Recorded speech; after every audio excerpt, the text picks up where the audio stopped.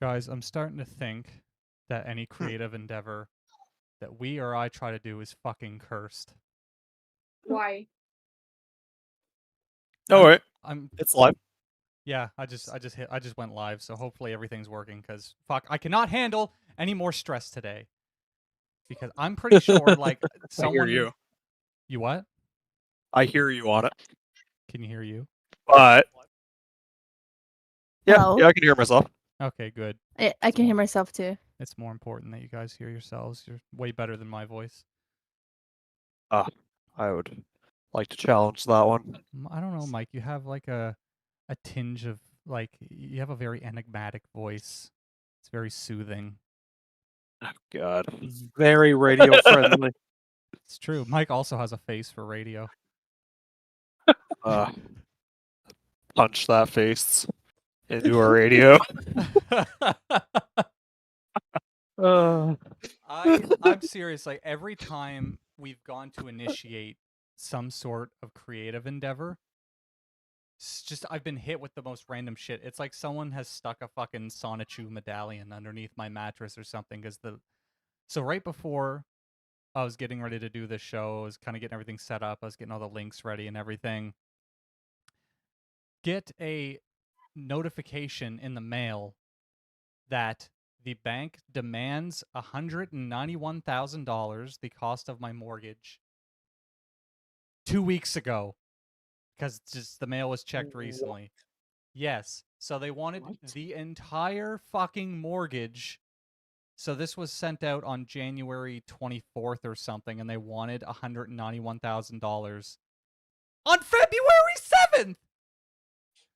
So of course, I start to kind of shit my fucking pants a little bit. It's not every day that you get a notification in the mail.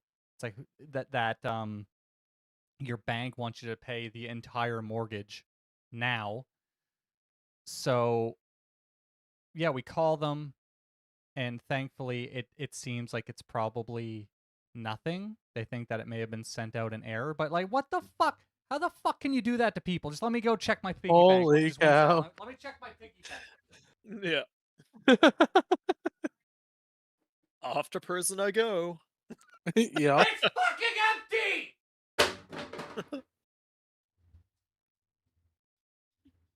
So yeah, had to get that sorted out first.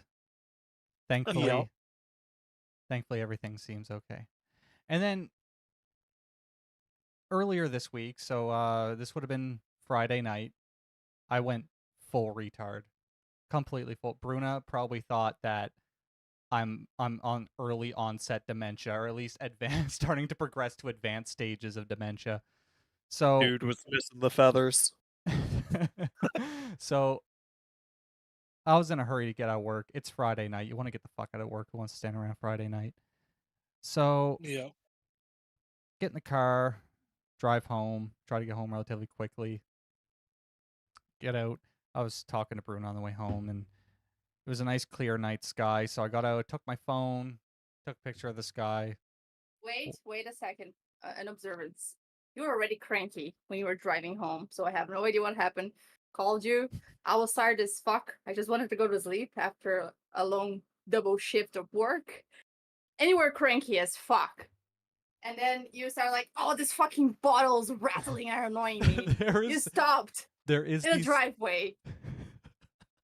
There's the slight possibility I was a little perturbed beforehand. Why? I don't know. I just wanted to not be at work. I wanted to go home and go to bed and talk to her for a little bit. So what she mentioned, I was driving home, I could hear bottles rattling around the back seat. So I just fucking flew into a parking lot. I got out, I took my recycling bag, I reorganized all the bottles in the recycling bag, and just the fucking, yeah, jump back in the car, got home, took a picture of the sky. Thank you, Bruna. Back. It's true. I'm gay for these two men, these beautiful men in this chat. Well, yeah. Fuck yeah.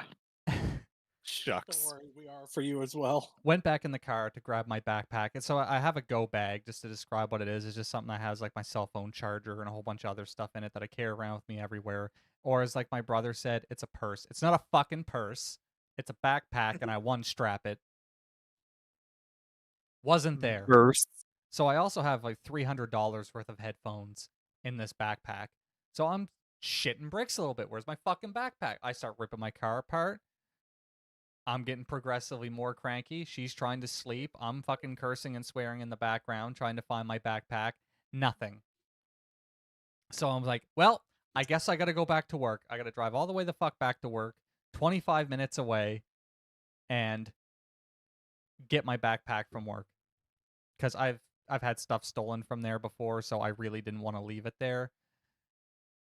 And so I let her go because at this point I'm just kind of a bit toxic with how fucking cranky I am that I now have to drive back to work. So I floor it, get back there, jump out, go to where I work, not in there. I proceed to spend the next hour checking everywhere. I checked every bathroom in this place. I checked every room that I even walked in. I checked every stairwell. I fucking ran everywheres. And at this point, I was so defeated. I went and checked with the security guard. I went and checked with the people who worked at the front desk because they have a lost and found there.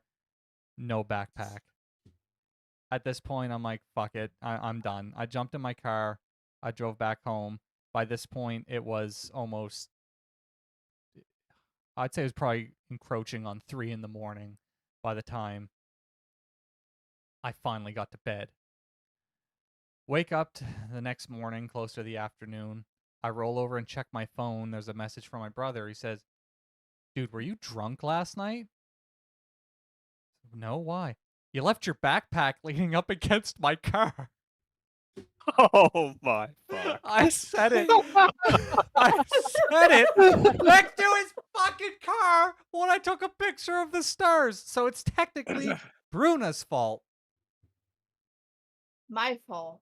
Derp, Because derp, you're derp, being derp. gay and taking pictures of the sky to send me. It's Yeah, my fault. I was trying now. to be romantic, take pictures of the stars, and my fucking My God, you're gold- not only covered in tar, you When drank the wait tar. wait a second.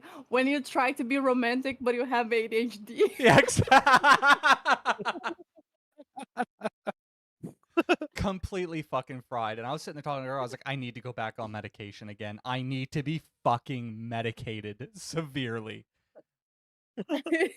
And then this stuff happened with the bank today. But you know what? Regardless of that, you persevere. And I want to do something with this creative endeavor we're on.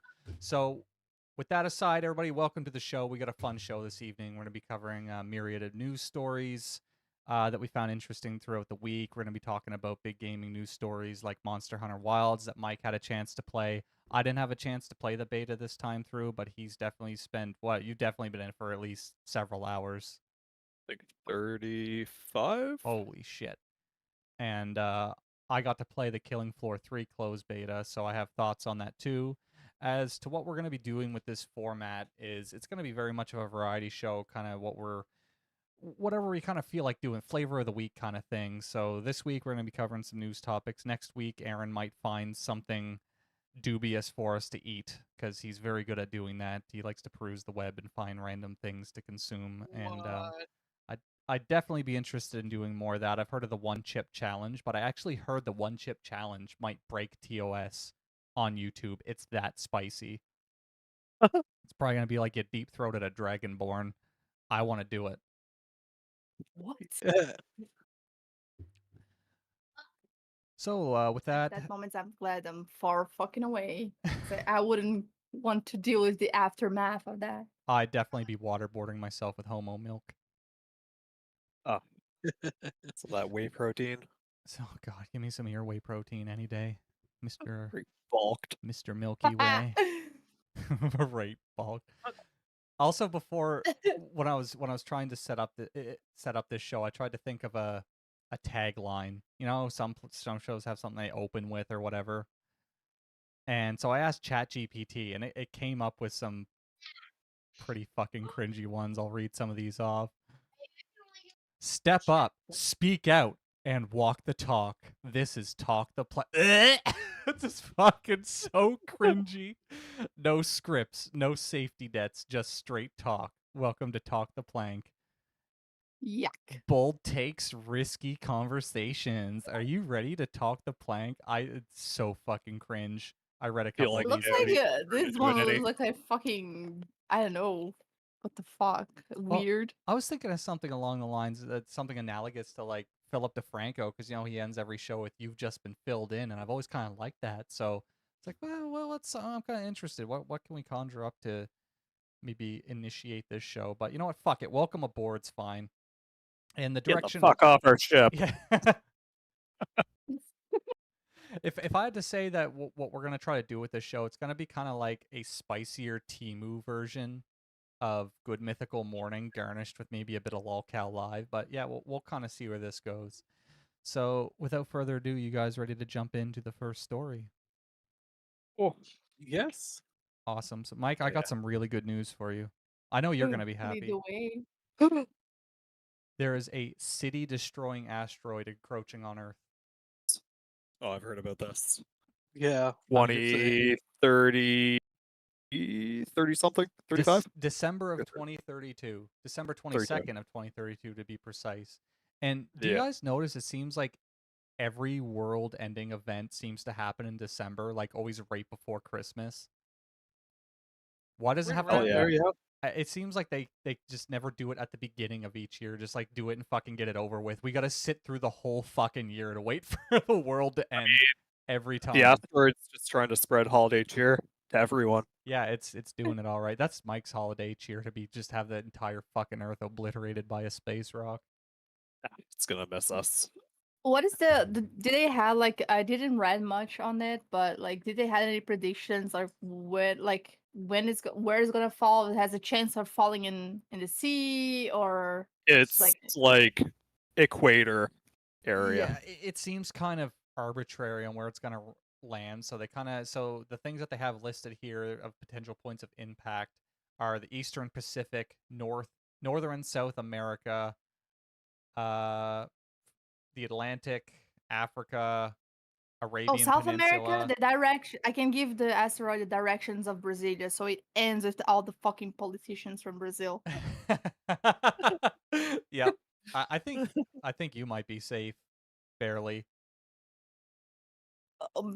Well, I intend to be in Canada already, so if it comes around that time, I will Don't be in worry. Canada, I'll so make sure to nothing to send do with me. I'll send a moose down to pick you up before the asteroid hits.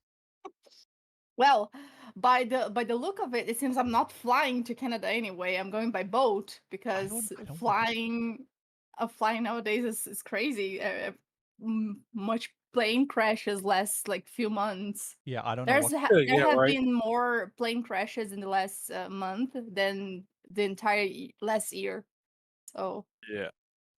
Yeah, They and haven't had a good record so far. I don't know what kind of final destination shit's going on here. I've never flown, and I've been kind of trying to figure out and allocate some funds so I can go to Brazil at the end of this year. And then she's trying to come to Canada, and her and I are both just sitting here looking at all these planes going down like, Yeah. The COVID cruiser patching up the planes, putting duct tape on them, keeping them in the air. So I heard like a theory, like a dark theory about these plane crashes, and I heard something that could be more scientifically explained. The scientific explanation could be the change of frequency and change of the poles, because you know that we had like a lot of solar flares last year, and they were talking about this. It could be changing the frequencies and changing the solar, like the poles of the Earth yeah, like the and the magnet. magnetic poles. Yes, correct.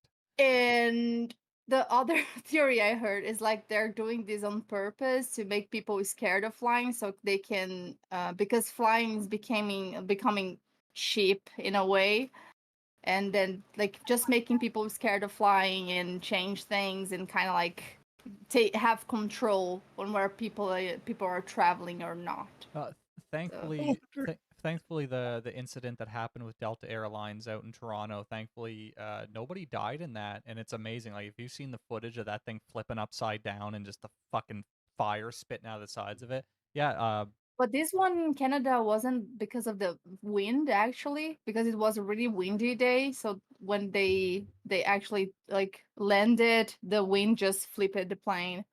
Yes, yes.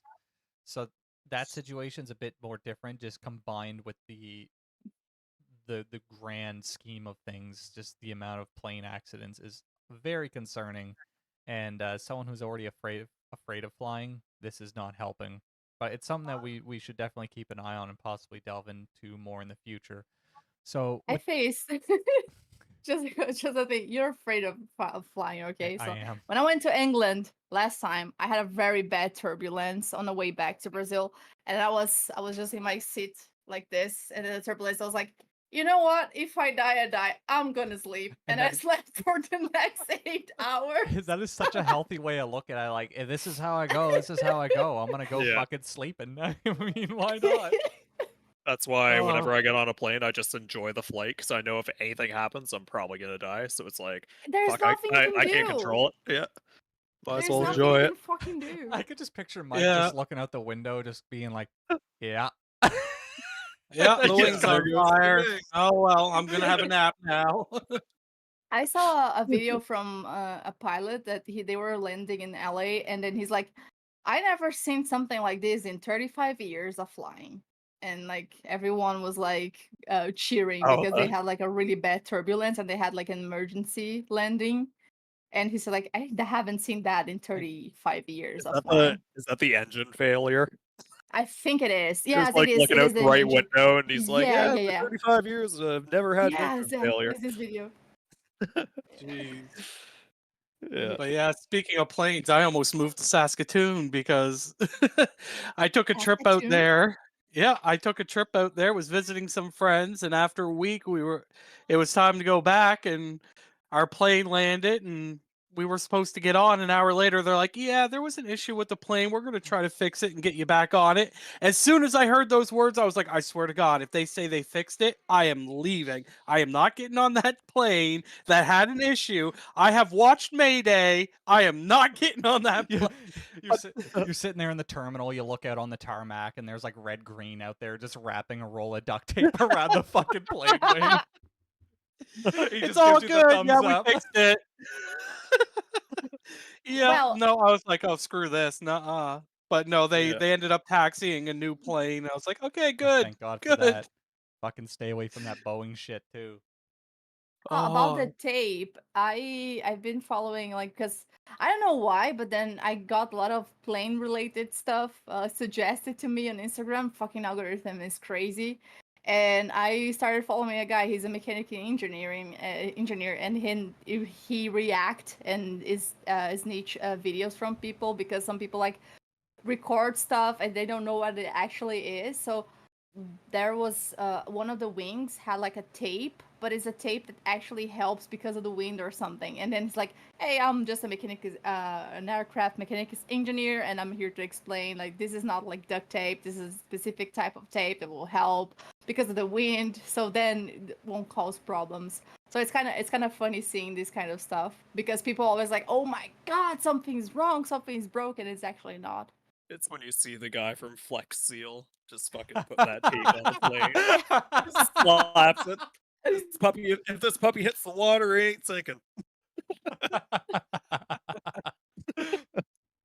I mean, Uh, I would not be surprised because all that matters is how many people they can cram on that plane and how many trips this plane can make. They don't really care. I mean, yeah. true. and that's why we're seeing so many lax safety precautions, mainly at the that's mainly incumbent on Boeing, and there was so much information there coming out about Boeing about their dubious safety practices and basically things being reported and their upper management just being like, fuck it, send her out, Yeah. send it out, it's fine, don't worry about it. It's good enough. Good enough. Or in the words of the critical drinker, it'll be fine, don't worry about it. Um, oh, that's something we should definitely keep an eye on though. This whole plane situation, but with this asteroid, what's got people kind of alarmed is that it's went up. I guess this is the highest percentage, to my knowledge, at least from what I've read, of a Yes. asteroid potentially impacting Earth. So it's went up from the previous estimates of 2 to 2.3%. Now we're looking at a potential 3.1% chance of it hitting us. Though the European I thought it was way more than that. I thought it was like No, 6 or 7. no, we're at no, it's 3. a Okay. paltry or not an insignificant 3.1% because this is quite at least in terms of science, it's another historic occurrence in that realm. But the European Space Agency places it at 2.8%, whereas NASA has it at a 3.1%. Okay.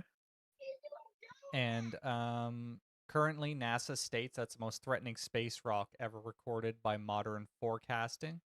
And predictions believe it ranges anywhere between 130 to 300 feet or 40 to 90 meters. So I just, in case anyone from the States is watching, I converted it to that's roughly one Statue of Liberty or just under double the width of a football field for comparison. If we juxtapose that to the asteroid that hit the dinosaurs, that one was 10 kilometers wide. So we'd be if this one were to strike, it would be you'd be looking at wiping out a city, and that's what they're calling. They're calling a city killer. And Yeah.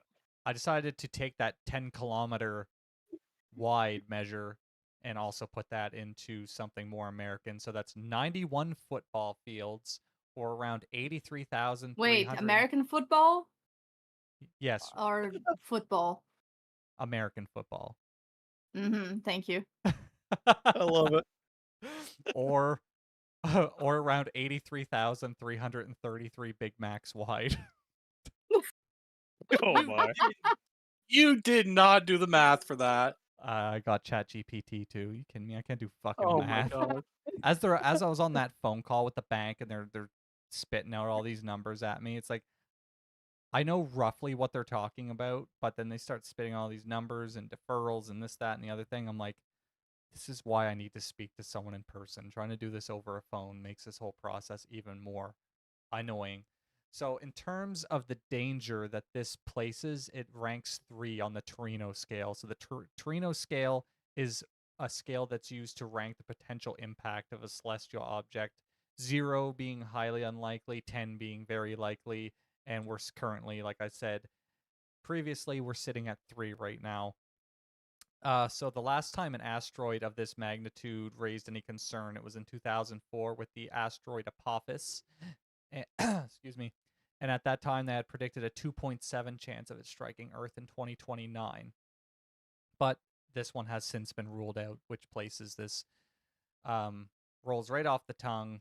Asteroid 2024 2024 YR4 is the name of the fucking asteroid. Jesus Christ. So to continue on with that, Richard Moisel, what a weird fucking Moisel. Well, he's head of the European Space Agency anyway, and he's kind of trying to quell people's concerns a bit, and that they're going to continue tracking this asteroid with the James Webb Telescope. And currently, it seems that its orbit's kind of taking it around Jupiter right now, but its next approach to Earth seems like it's going to be around in 2028, and then it's going to come back again, and seemingly that's when it's going to have a higher chance of hitting us, is in 2032, I believe it was. Yes, Yeah, 2032. But let's not panic yet because they have Mike, do you remember? I know you keep up with a lot of space news. I think Bruno, you do too. Back in 2022, I believe, NASA launched the DART mission where they flew something into an asteroid to redirect it. So Yeah. really the likelihood of this thing like actually hitting Earth and them actually letting it hit Earth is highly unlikely. But I'm kind of curious, what are your guys' thoughts on this? And what would you do if an asteroid was about to hit the planet? Say right where you live, or it's like the world-ending asteroid, such as the one that wiped out the dinosaurs. I mean, if it's landing right on me, that wouldn't be bad. I'm gonna run outside and hug it. When fielding, it's like it is what it is. Whatever. Yeah, Aaron just puts Yeah. You out know his that lawn guy? chair. Yeah. Aaron just said, just I'm gonna go outside and hug it. You know that guy? I forgot the name of the actor who played it, but from the 2012 movie, and the guy who's at top of the mountain where the super volcano of Oh, Yellowstone Woody goes off. Harrelson. Yeah, and he stays like, "You heard first, Timmy," and it's just like to like hug it, like the piece of land just lands on top of him. That's Yeah. Aaron He gives hugging it the a hug, it asteroid. cools off, and just gently, like, plops down on the ground. It's like nothing happens. But now Also, he's got this Ryan. rock following him around. Very attached. Clingy. uh, yeah, when you were talking about the asteroid, I was doing some Googling. Apparently, as of February 20th, NASA decreased the risk to Yeah. 0.28. 0.28, so it went down again. This is the one. Yeah. This is the what fucking one news story. I didn't go back and check, and goddamn, that lasted long. Fucking news Yeah, story and Yeah. for like a the couple. thing is, there was already like, for example, one of like the Chinese, like they were talking about like Chinese people, like they were talking about they were recruiting the students to find a way of trying to send like anything that could like break down this asteroid when it was like approaching Earth and stuff, like a few thousand kilometers away, and then they would like send rockets and stuff to try to break down, like to explode this asteroid and try to break it down. Yeah. There's one thing that I've learned in the past 5 years is that experts predicting things, whoo, take it with a grain of salt. Especially Yeah. things like this. I mean, the number that they spit out is kind of arbitrary. It's at this point. arbitrary at Yeah. best. Yeah. It's so far away, and a lot of the data that they're presenting at that time, a lot of it's just kind of still anecdotal. And I think when, like, 2028, when it does do its next pass, then the simulation will be a little bit more accurate, and they'll be able to determine how much closer it is, and then that'll. I think Didn't that's when I we'll had be a hearing the proper estimates. Yeah, and Yeah. didn't we have like a similar thing a few years ago where there was like an asteroid, something that would pass like really close to Earth, but then it changed it with the pass of months. It started changing its trajectory, so it passed a few thousand kilometers from here, and then Yeah, I think it passed between, like, it was within moon distance, yeah, or just outside moon distance. I I like can't to remember be if it was within in your or out, but mooning Okay. distance. Mm. yeah, because they said like Yeah. it's going to be visible to the like visible without any when it telescopes or anything. But as always, when everything like anything that is mildly visible with the naked eye, my city goes cloudy.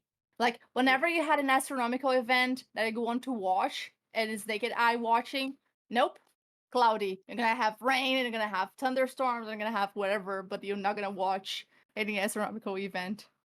Can't remember who I was listening to, but they're talking about the every spring and fall we go through an asteroid belt. I can't remember like detail or the name of the asteroid belt or exactly the dates, but I think it's like April and November. And they said, the buddies said, like, yeah, the ones that we can see typically aren't the problem. It's the ones we don't see. Those are the ones that we're worried about. And like every time we go through this belt, there could be like a world-ending rock that we just I mean, don't see until a day or two before it hits us. if it wasn't for Jupiter, we would have been wiped out a long time ago. Jupiter has saved our ass from so many comets and asteroids. I mean, we fucking owe Jupiter a massive debt. We're probably gonna Yeah. repay Yes. that by just landing on their moons and drilling them for resources, but whatever. Needs to be done. Hell But yeah. do you guys notice, like, I was just kind of thinking back on the question I asked you guys Yeah, I about. think the belt you're talking about is between Mars and Jupiter, and it keeps releasing. Yeah. Yeah, it's Like we like go through it twice a year. yeah. I was thinking back on the question I asked you guys a few minutes ago about what would you do if an asteroid was encroaching on the Earth and we were about to get wiped out. at this point, it's like I'm comparing it to the stories you mentioned about Bruno when you were on the airplane, and it's like that's really the healthiest way you could live is just kind of if it's gonna happen, it's gonna happen. There's nothing you can do about it, so just enjoy life while you have it. What I think it would happen, for example, if that would really hit and it has like the power to destroy a city or at least like a few kilometers, if like the engineers, like the mathematicians did the calculation and they would actually get all that area for people to evacuate, you know?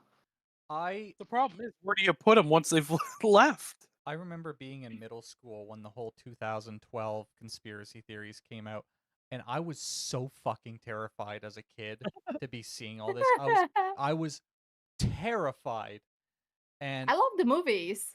eventually, eventually, I kind of grew out of. It. I'm like, if it's gonna happen, it's gonna happen. There's nothing I can do about it. And that's really just the mindset you gotta adapt. You gotta focus on what you can control and what you can't control. Unfortunately, we can't control if the cosmos is gonna fucking throw an asteroid at us. I mean, we'll just have Oh, to leave it but up to the smart people to deal with that.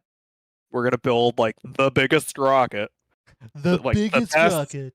the best rocket It's gonna that anyone's ever had, it's gonna be and bigger and better than anything we're China has ever gonna made. live we're gonna live stream it, and the whole way it's gonna be playing Aerosmith, and we're gonna have a nuke that we're gonna plant on this asteroid, and then there's gonna be like the speech, and then it's gonna blow up Did you to just Aerosmith. did you just did you just Can describe can we just did you just describe Deep Impact? I don't know what you're talking about, and I'm gonna shave my head. I was just thinking we could build a giant trampoline and just have it hit that and bounce away. Actually, since while we're on the topic, this is kind of tangentially related, but you know what's funny is Ben Affleck went up to Michael Bay while they were working on that movie, and he said, "Wouldn't it make more sense to get like engineers and train them to be miners than it would be to train miners as engineers?" And Michael Bay just told him to shut the fuck up. That was it. That was the end of the conversation. Points at a Oh my massive gosh. discrepancy in the plot. Michael Bay just tells him to go fuck himself. That's funny. I'm here to make a movie, not make sense. So, I guess with you fact checking me right there, Oops. it kind of renders the rest of what I have written here kind of moot because I asked ChatGPT. I was like, what are things that have a roughly 3% chance of affecting you? So anywhere between like 1 to maybe 4%, I think that it did between. So I'll still read these off anyway because it's fun. So you lifetime risk of developing epilepsy, you have around 3%. Dying from a stroke before age 80, roughly 3%. Being diagnosed with schizophrenia, around 1%, but having a close relative increases that to 3%. Developing celiac disease, 1%, but increases to 3% if you have a first degree relative with it. Once again, this is from ChatGPT, so take these numbers with a grain of salt. I'm just doing this for fun. Dying from pneumonia or influenza in the US per year, 3%. Survived pneumonia last year. Yeah. She survived. With She will survive. Developing Parkinson's disease in your lifetime, 2 to 3%. Having a severe allergic reaction, anaphylaxis, at some point in life, 1 to 3%. Being diagnosed with a brain aneurysm in your lifetime, 2 to 3%. Dying from accidental opioid overdose in the US, 3% lifetime risk if you use opioids regularly. I'd like to see those numbers if someone did it on British Columbia, personally. I should have asked it to do Nah. that. Developing multiple sclerosis, or MS abbreviated, in your lifetime is 0.5%, but up to 3% if you have first degree relative with it. And another fun fact is Canada has the highest rates of MS in the world, and no one knows why. Lava tube. Mass. Oh, all right. Yeah. Being I've got diagnosed. a theory on that. Ooh, what's your theory? Lava tubes and radon. We have one of the highest amounts of radon, especially on the Oh, East really? Coast. And like Nova Scotia's just like lava tube central. I didn't know that. I do think What is that's a lava tube? What's that? What is a lava tube? Oh, it's just like a dormant would be like a vein of where lava used to flow, like back like long time ago when like like lava the veins. crust was forming. Yeah, Oh, okay. that basically like kind of stopped flowing, and then I guess out of like pressure and shit like that, like forms different minerals, and a lot of it's radioactive, specifically radon. That's Okay. why like a lot of houses here have to be built with radon pits. It doesn't seem to be something that's really researched either. It's just they know that Canada has the highest rates of MS, but I don't think there's really been any investigations launched into why. Yeah, And I'm kind of unaware about the theories surrounding it, but that's something I'm gonna have to look into more. Being yeah, I delved into that a while ago, and it was pretty interesting.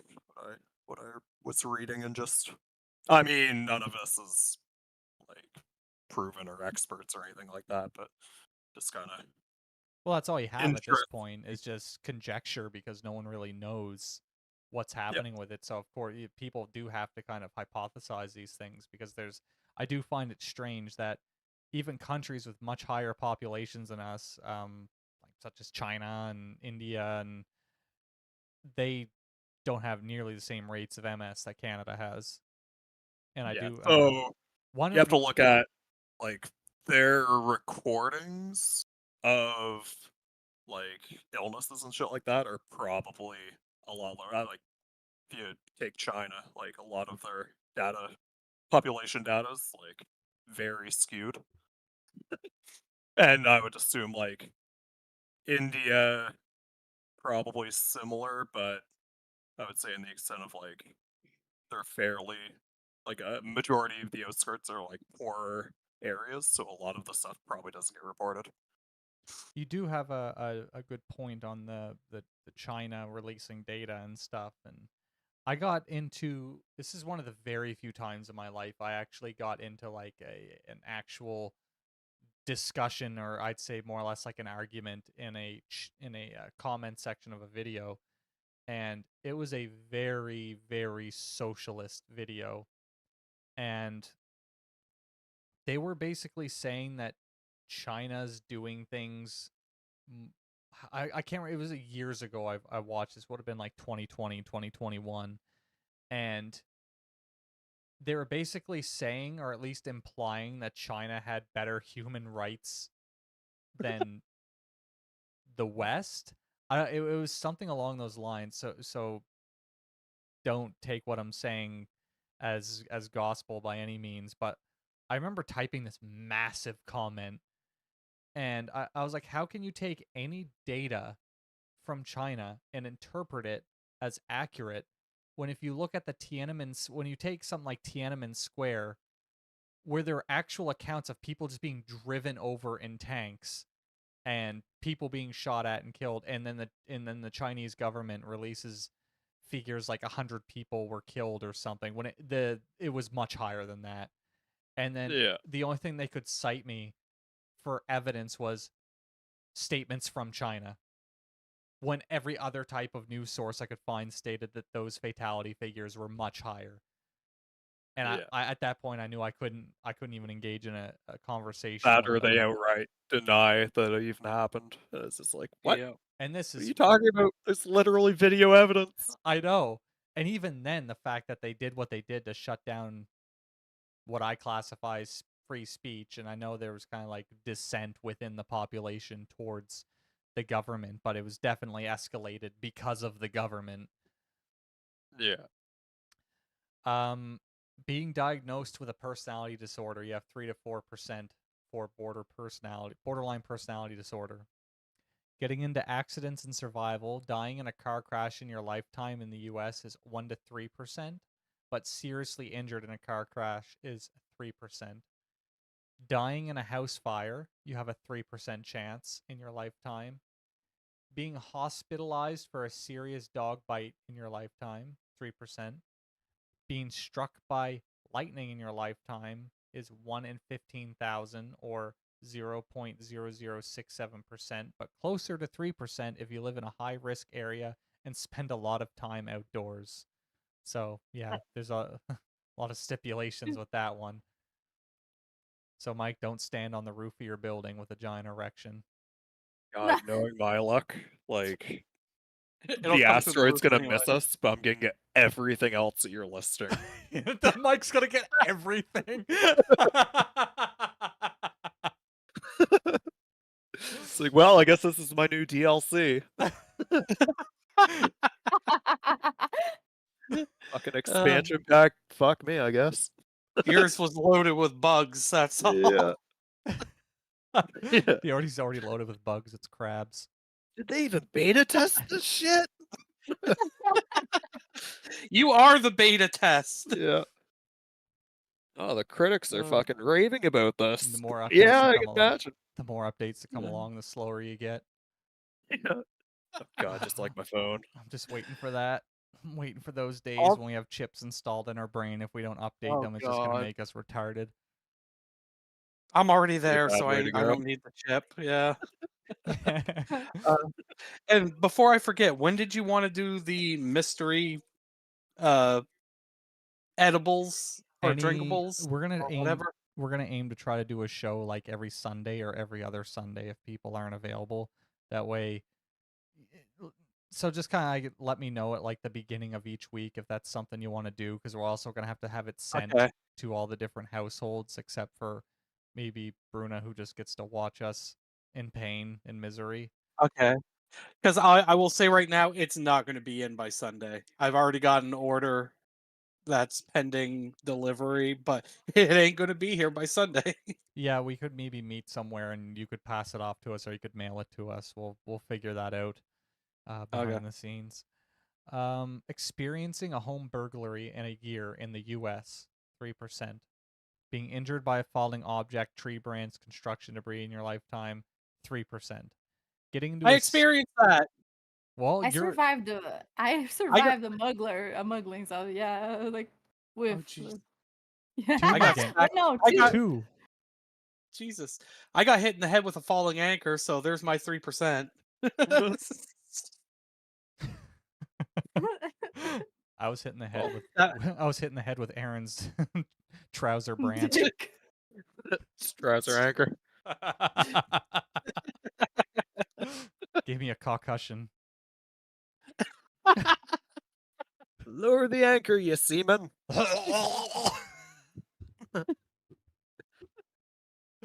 Dying in an earthquake or high risk area like California over a 50-year period, 3%. that one shit that actually scares me is fucking Yellowstone. Yellowstone is like, yeah, like if that the whole 2012 bullshit comes to like, because like the Circle of Fire, of course, it's not that far away from me anyway, because like Chile, for example, like it's all volcanoes all over the Pacific coast. Actually, you just unlocked a memory right there. I remember checking Yellowstone almost daily when I was in school because I was that terrified of the world ending. I'd go and be like, I wonder if Yellowstone's about to fucking explode today and murk the whole planet.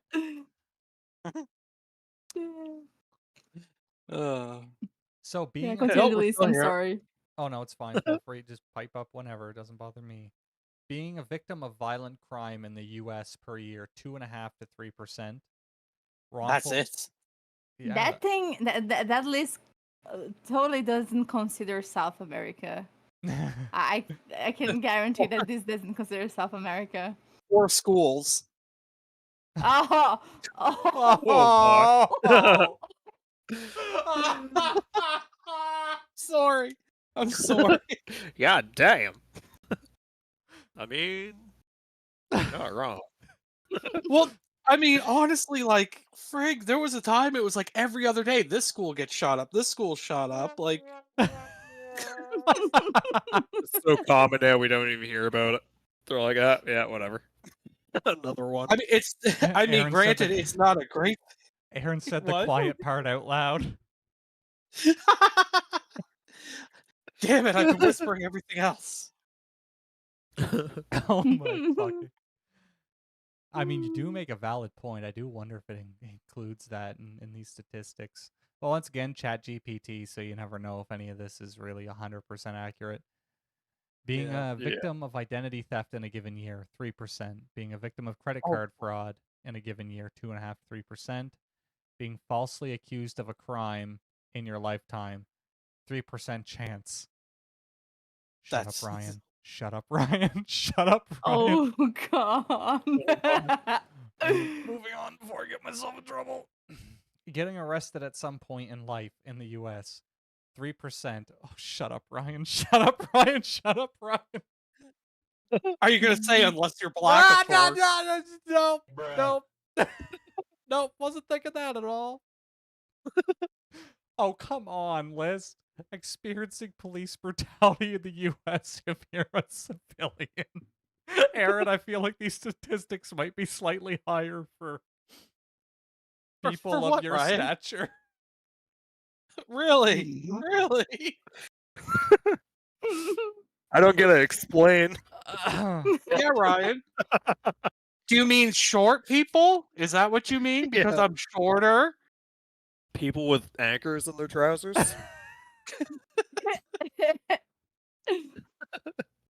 Come on, Ryan, explain. I want to hear. Gonna be canceled. 7th, yeah. We haven't made an episode in, what, 2 years? It's going to be another 2 years before we can be allowed to make another one.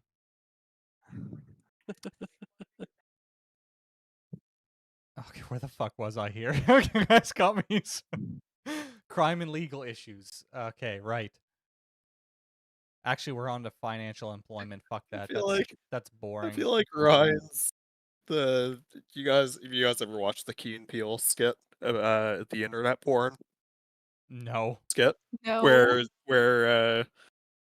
was it Key is the wife, I think, and I could see Peel is that. the husband, and it's like kind of confronts him about internet porn. He's like, "No, baby, I would never do that," and starts like listing off like, "Oh, blah blah blah," like, I don't know, like midget porn or something like that. No, no, no, no. But he starts like sweating, and each time she like kind of digs Makes it into it, worse. it gets like progressively worse at what he's searching for.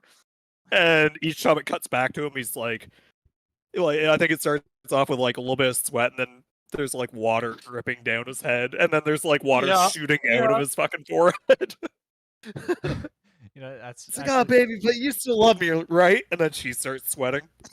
Speaking of porn, did you guys know, this is just something I was doing research into stuff the other day, research. that Research. for science, it was for science, that porn addiction actually is the highest rate, and it's only increasing with forms of addiction. So right now it's between like 45 to I think 79%. I believe those are the numbers. I could have those wrong. Of people are addicted to porn, I wonder what like the worldwide stats or on that something.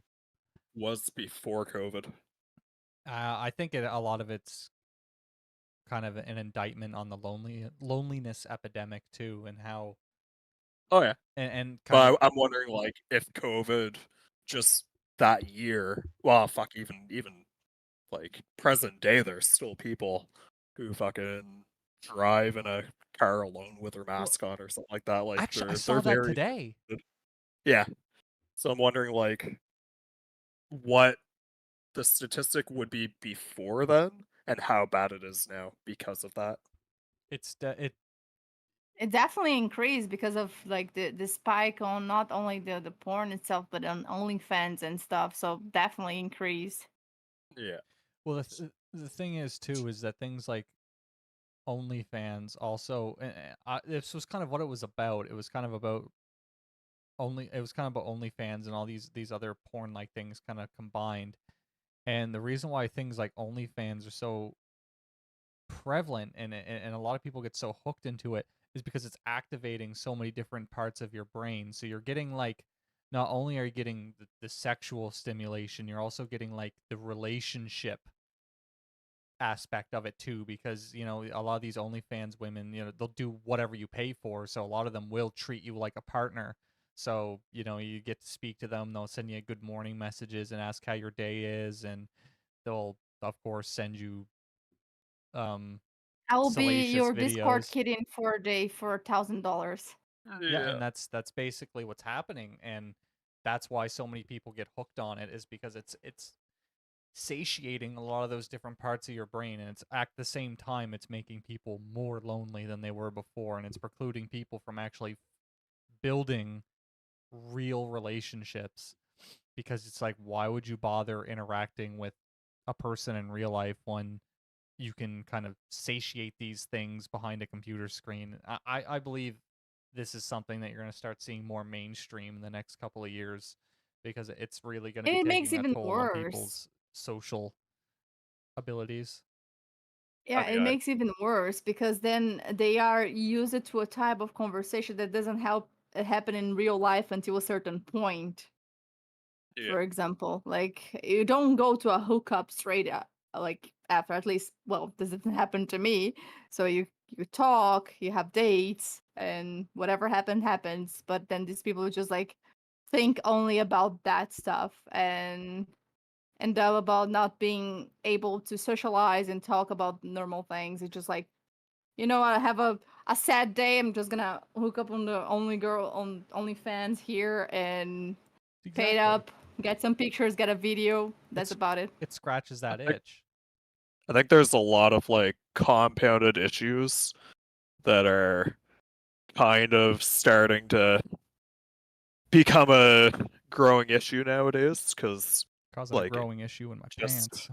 My God. haha, because I mean, you look at any social media and it's just instant gratification, and it's it's a very fake way of seeing how other people are, and how you perceive yourself. Like when majority of Facebook posts are very like, oh, look at me, my life is amazing, like attention, attention, and everything's amazing and nothing's wrong. But then in reality, things are really bad.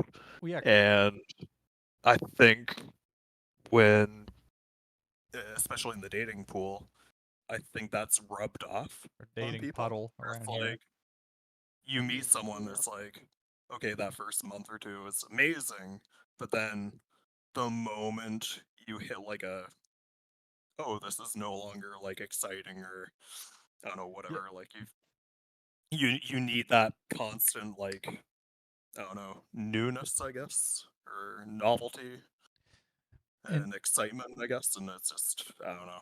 y- I know a lot of people who just can't hold relationships because it's just like they're constantly, and they can't settle down. a big part of that too, and you brought up a very good point, is people are so afraid of offending that other person because they don't really know how to handle conflict. And there was a video I was watching the other day, and it was talking about how people were using AI to ask whether it was okay to tell their friend that they didn't want to be a part of something. It was something along those lines. And it's the fact that people are having to ask AI to tell them how to talk to their friend.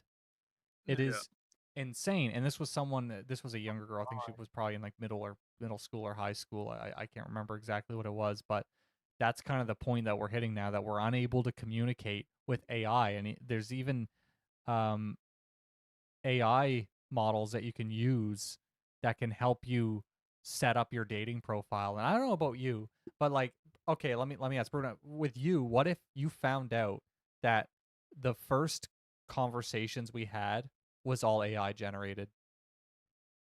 Ooh. How would you Ooh. feel that You're probably never gonna see me again, but yeah. exactly? Well, Ryan, you are an AI, so I mean, does that count? Oh God, can you please? Maybe I'm just tell me where the fucking intelligence is. Jesus Christ, Aaron, is that your He's kid in the background? AR. He's in AR. Yeah. Artificial retardation, yeah. Artificial retarded. What's your kid doing out of the Uh, attic? What? What's your Don't. kid? He came down to get his Beyblades. I'm sending him back. And Don't worry. Beyblades? What? I Beyblade. just checked the date. It's 2025, not 2003. What the fuck? Beyblades are still a thing? Yeah, That's except for good now teaching. That's good teaching, Aaron. they're spring loaded now. So when they hit each other, if they hit the right way, they blow apart into pieces now. Oh, Okay, hell well yeah. that's kind of Nice. cool. They were better in Crap. our day. They were metal. Now they're plastic. So you're saying Yeah. you spin them and they'll kind of crash into each other and blow up? Yes, Okay. Who's that's how you know who wins. who are they made by? Al Qaeda? Probably. I just said that. Oh, but I'm did like, you? I couldn't hear. Fuck. we have the same brain cell. It's true. We take turns with it. Uh, But Good, because yeah, they've when yours been- not working, mine works. that's this whole concept of AI and stuff is something we're definitely going to be paying closer attention to because I'm not too savvy when it comes to things involving AI. I do use ChatGPT quite often for like research purposes, and I think that's kind of a healthy way to use it is if you're researching something and then you fact check it. Like you go through and you Let me check put that a information. point here, for example, for the company I work for.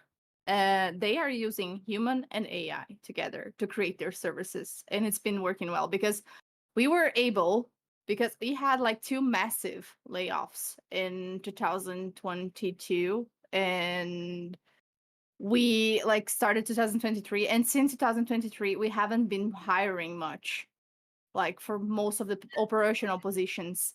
And that means because we started using AI as a point of help, like we are actually improving our services using AI, like human and AI. So we have ideas and then we ask like AI to improve that for us. And then we start training people around that.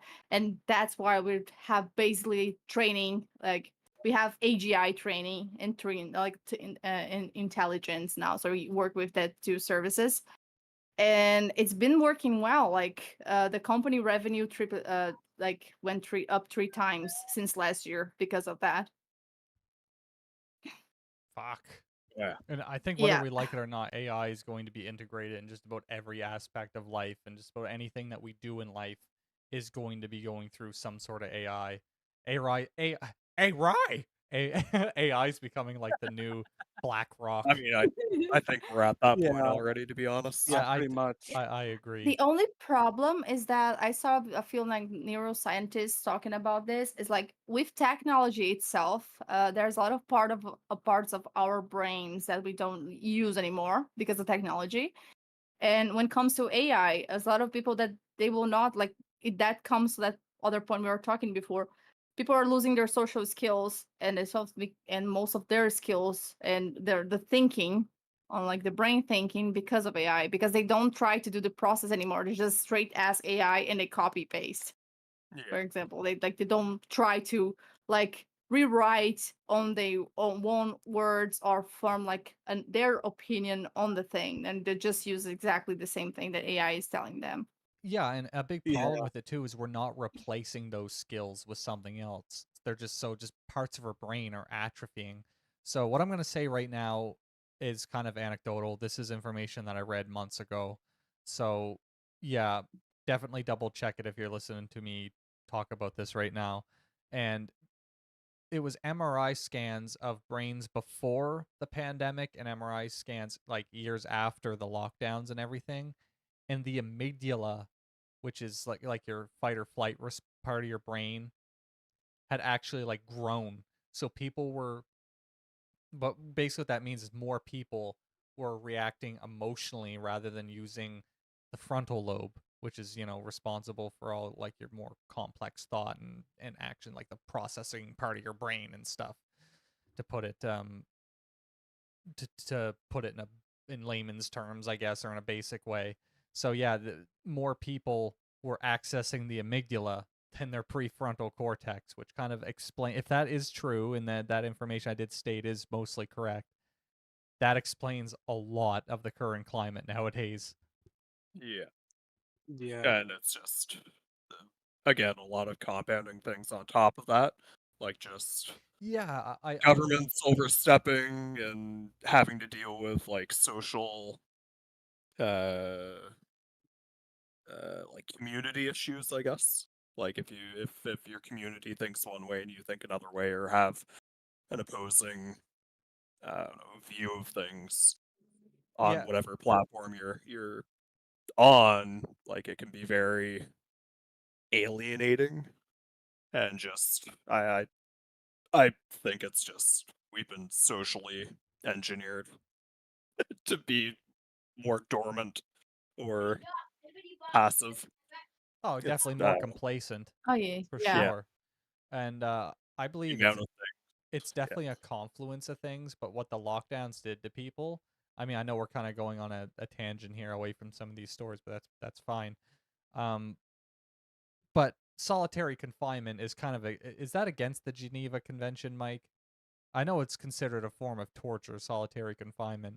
So if it makes a lot of sense as to why something like the lockdowns would result in something like the amygdala enlarging, because while you're on lockdown, you're not engaging those different parts of your brain, especially in children, which it affected the most. And my buddy's wife is a teacher, and I know getting kids to reacclimate to the classroom of an environment was a pain in the fucking ass. And I'm so glad that they have been banning cell phone use in yeah, schools. I know in the school she teaches in, it's a no cell phones zone.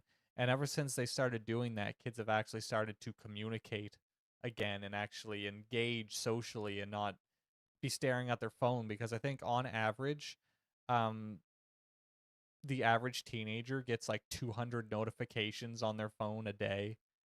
Because just think of it, every time you yeah. download an app, can we send you notifications? Most people are just gonna click yes, yes, yes, yes, yes. Before you know it, your phone just never shuts the fuck up. And I can tell you one thing: I have my phone, and Bruna's the same way. She has her phone on silent all the time, because when I hear my phone go off and I get more than 2 or 3 text messages in quick succession, I want to throw my phone with the fucking window. Yeah. I use do not disturb because I don't even like it doesn't even light up, and I put my phone on airplane mode so I can concentrate on work or wherever I do it, because I already have ADHD. If my phone lights up and I see and I go to reply, I will do 11 other things in my phone and I will get no fucking work done. Like my boss watching this, like I will get my work done afterwards. I stay Yeah. late and then I get burnout because of that. I think that it I wouldn't really say that we're going off tangent, because I think this all ties into like the dating thing that we were talking about before. Is that a lot of, I mean, you look at like, at least from my perspective, from like the late 90s to early 2000s, Ah, the fucking days. things were fairly tame and very, I don't know, everyone, at least where I don't know, bubble of life, I guess. Like everything seemed normal. Like everyone seemed respectful towards each other. Like there weren't these issues that were present, or at least that didn't affect me. Like I half the shit I wasn't even aware of, because it wasn't ever thought of, and it was never an issue around the people around me. Uh, but then you look at after 2010, the amount of movements that have occurred that have just compounded on top of each other, that have changed the way we interact with each other socially. And then you have COVID, and then you have like this, like the past 4 years of just left v right, and just everyone hating each other for for whatever they believe in. And it's just, I think the younger generations are going to struggle, Ye- like adapting to how the shit's gonna, like the past 15 years. They're, I don't know, I think they're all fucked. Mike's. Mhm. I was like, oh, here's Mike. Mike's cooking. Mike's cooking, and then just yeah, they're fucked. Like I can't imagine like growing up with only those things, like being drilled into social issues and being told how to think, what to think, how to act, how to react, and like what's right and what's wrong, and being told these things rather than learning them, like firsthand experience. I agree. And Absolutely. that's why I'm glad like I got to live or grow up in like pre 2000s or late 2000s. Yeah, It's because just like none of these things were an issue, when I and like everyone graduated seemed happy. when I graduated high school, cell phones were just kind of being Yeah, introduced to, I guess, like the youth zeitgeist. And what cell phones I did have, because I think when I was in grade 10, I had an LG Breeze or an LG Rumor 2. And then I think I got my first smartphone. I might have been grade 11 or 12. And at that point, things hadn't really taken off yet. So I still got to experience a lot of high school without any of this crap. And grade 10 and 11 were like easily some of the most carefree years of my life. It was, I had an absolute blast. Grade 12 sucked, but what about yeah. you, Aaron? You're the only one here amongst us that has a kid. So have you noticed any of these things take a toll on Aiden in any way, or have you seen things exhibited in him that you weren't really fond of? Not with Aiden. I mean, he likes his video games and stuff like that, but when it comes to phones, like he doesn't have one. He's got a tablet. He talks to one of his friends, but his mother keeps a strict time limit on stuff like that, I guess. And Sawyer's too young, so nothing yet. But he'll be the first one to run up to a kid, like when I take him to the park and stuff, and start a conversation with some random kid he So, doesn't know. so he's very extroverted. Oh, Oh that's good. God, yes. That is good. That is good, Sawyer though. Sawyer wasn't Rarity. at first when Sawyer was first like walking and learning to talk and stuff like that. He was a little shy, but he has broken that shell and he's going down the same path of, hey, there's a kid over there. I want to play with him. I want a friend, and he'll go over. Hi, how you doing? And then they're off playing and doing whatever. And see, I used to do the same thing, and now I'm not allowed near playgrounds anymore. Fucking bullshit. My God. Yeah. Oh, hell nah. They have to No. put a line and says like you can only enter if you're below this line. Ryan has to turn away every time. It's like, damn it, too tall. It's kind of like doing the opposite of what you used to see in cartoons back in the day. The kids in the trench coat all standing up on each other's shoulders. Yeah. But honestly, that's good traits to see out of your kids, is them trying to ingratiate themselves with the different social groups and stuff. Because Yeah. I believe that's something that's becoming less and less common. Yeah. Very much so. Does Aiden still struggle a lot with the ADHD in class and stuff?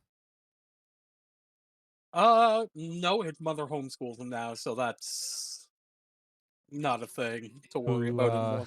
But who I mean with schools trying to like teach them about all that transgender bullshit and whatnot in schools, that's why we agreed to take them out. Like, Yeah. was it's that too young happening for down them to here? be.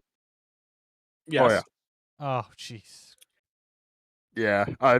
There are a lot of they're people that are it's just more taking their Oh kids out yeah. yeah, because it's You it's you just more guys about are sperm producers and I'm the egg producer.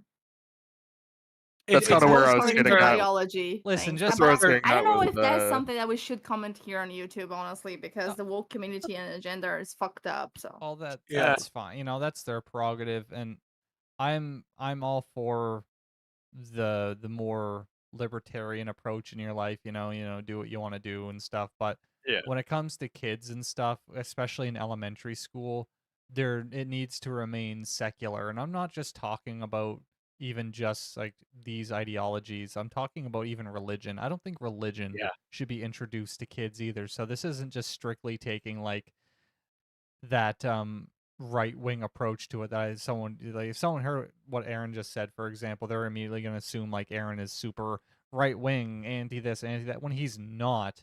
It's just a matter of the school in general should remain as secular as possible so children have the ability to discover themselves and integrate themselves properly in a social environment. You shouldn't have adult intervention kind of like Yeah. injecting them with Outside ideas of parent. that sort of thing. Like, I remember when I was young, for example, I'm going to use this as an example. Church. I used to like going to church when I was a kid. Did anyone force me to go? No. I would see my grandmother go, or I'd see my brothers go, and I just wanted to go. And then when I didn't want to go anymore, I didn't have to go anymore. There was never once in my childhood where someone forced me to do that. And the same thing goes with gay. Like, if I wanted to make out with my brother, I would just make out with my brother. It's not a big deal.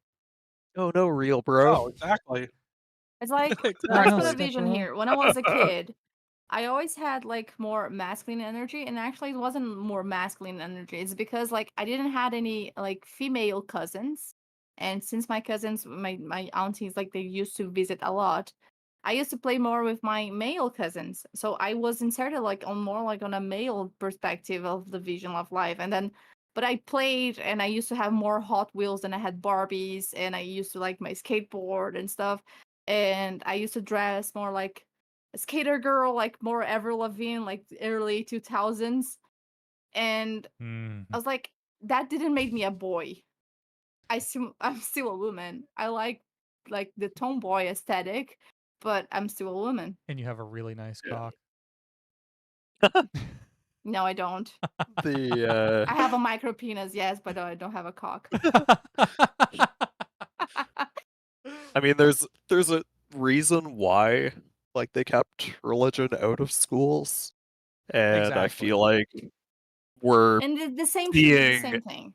yeah, we're seeing the exact reasoning on why they did that, because now we're taking something that should have been in its own program, like social studies. We learned about different social interactions and like geo or like different ideologies and shit like that for different countries and whatnot. But now it's no longer just in that class. It's being like pushed upon them everywhere they look, and it's just like, no, you're no longer teaching, you're conscripting.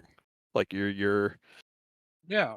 if they're constantly surrounded by that in their ecosystem, then that's going to And become their ecosystem, even outside of that, like the schools. And I mean, I think it all started in the colleges and kind of took off from there, and now it's in our like elementaries and high And schools and junior high and whatnot. But yeah, like even at our school that I went to, like you go in there and that's the first thing that you see, and it's just Like, like, why are we teaching this to yeah, kids? one of the Like things like let I them, don't think it's a bad thing on the discussion to have this discussion. For example, I think it's about grade fifth or grade six when you start actually studying biology. You switch from science to biology. yeah, Biology, at least here in Brazil, things are different, but I know that that's we similar. have the subjects. Yep. So when you start to studying biology, that's would be the point where you start discussing those aspects, but not trying to preach them to like switch their sexes. Like they have them to understand that if they feel like it, because then when they are like pre-teenagers to teenagers, then that's when they are starting to understand themselves, because there's like when they hit puberty and they have all these changes, and usually that would happen with people that studied with me, for example. But don't try to preach those bullshit in kids. Like Yeah, honestly, well, that's not how it works. they don't even think about that stuff, and it's being pushed. And it's like, what? Why are you? I yeah, I Because a think the kid other will be thing that needs curious. Yeah, I think the other thing that if it does go that way where at grade 5 or 6, it needs to be taught the right way, that it is a mental disorder. Because that's the biggest thing that keeps getting overlooked. They're just like, "Oh, they feel like this, they feel like that." It's a mental disorder. And they feel this way because there's an Eric's imbalance of canceled. hormones or there's something wrong with their brain or whatever. Yeah. You're frozen, by Errands. the way, Ryan. Am I not on my end? Oh, there We're we go. canceled.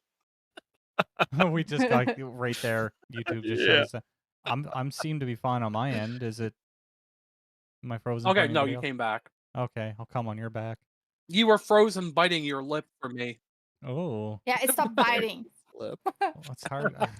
And the thing is, But like, it's funny. boys will have will be curious that they want dresses and they want to play like a kitchen play, or girls will be interested in playing with cars and playing football, playing whatever. And I don't think that's a problem. Like, let them do it. Like, they're kids, Yeah. they're learning. Yeah.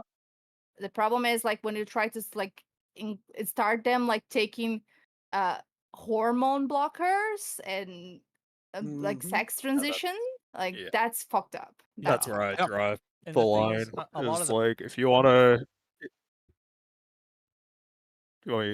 Okay, yeah. I was gonna say like when I grew up in school, like I graduated in 2007, and before then, Jesus. like everyone that was gay or whatever, like if they wanted to be feminine or whatnot, like okay, nobody had an issue with that, at least where I'm from, and Mhm.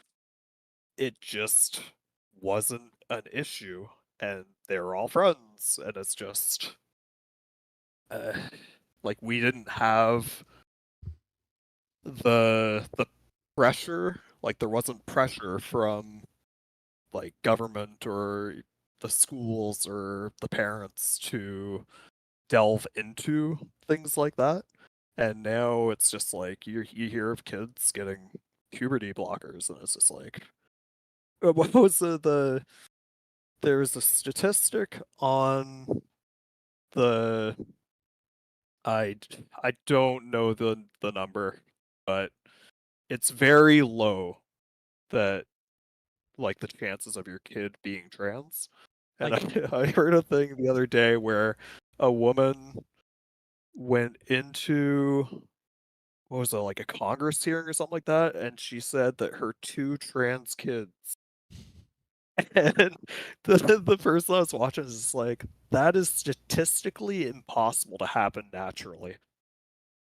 I think Unless unless it's like like a she unicorn forced them. of No, chances. she forced them, because I Yeah. saw a reel the other day and I was like, I was baffled because the the woman was literally holding like what, like a year-old baby, Yeah. and it's just like, oh, this is my trans baby and stuff, and this is finally gonna start taking hormonal Yeah. blockers and stuff. And I was like, do you have an idea what you're doing to your baby? Do you have an idea what This this stuff will is they can not get impact? away. reversible. Because even the sex transitions nowadays, there's some doctors that refuse to do it because there are a lot of impacts to your body.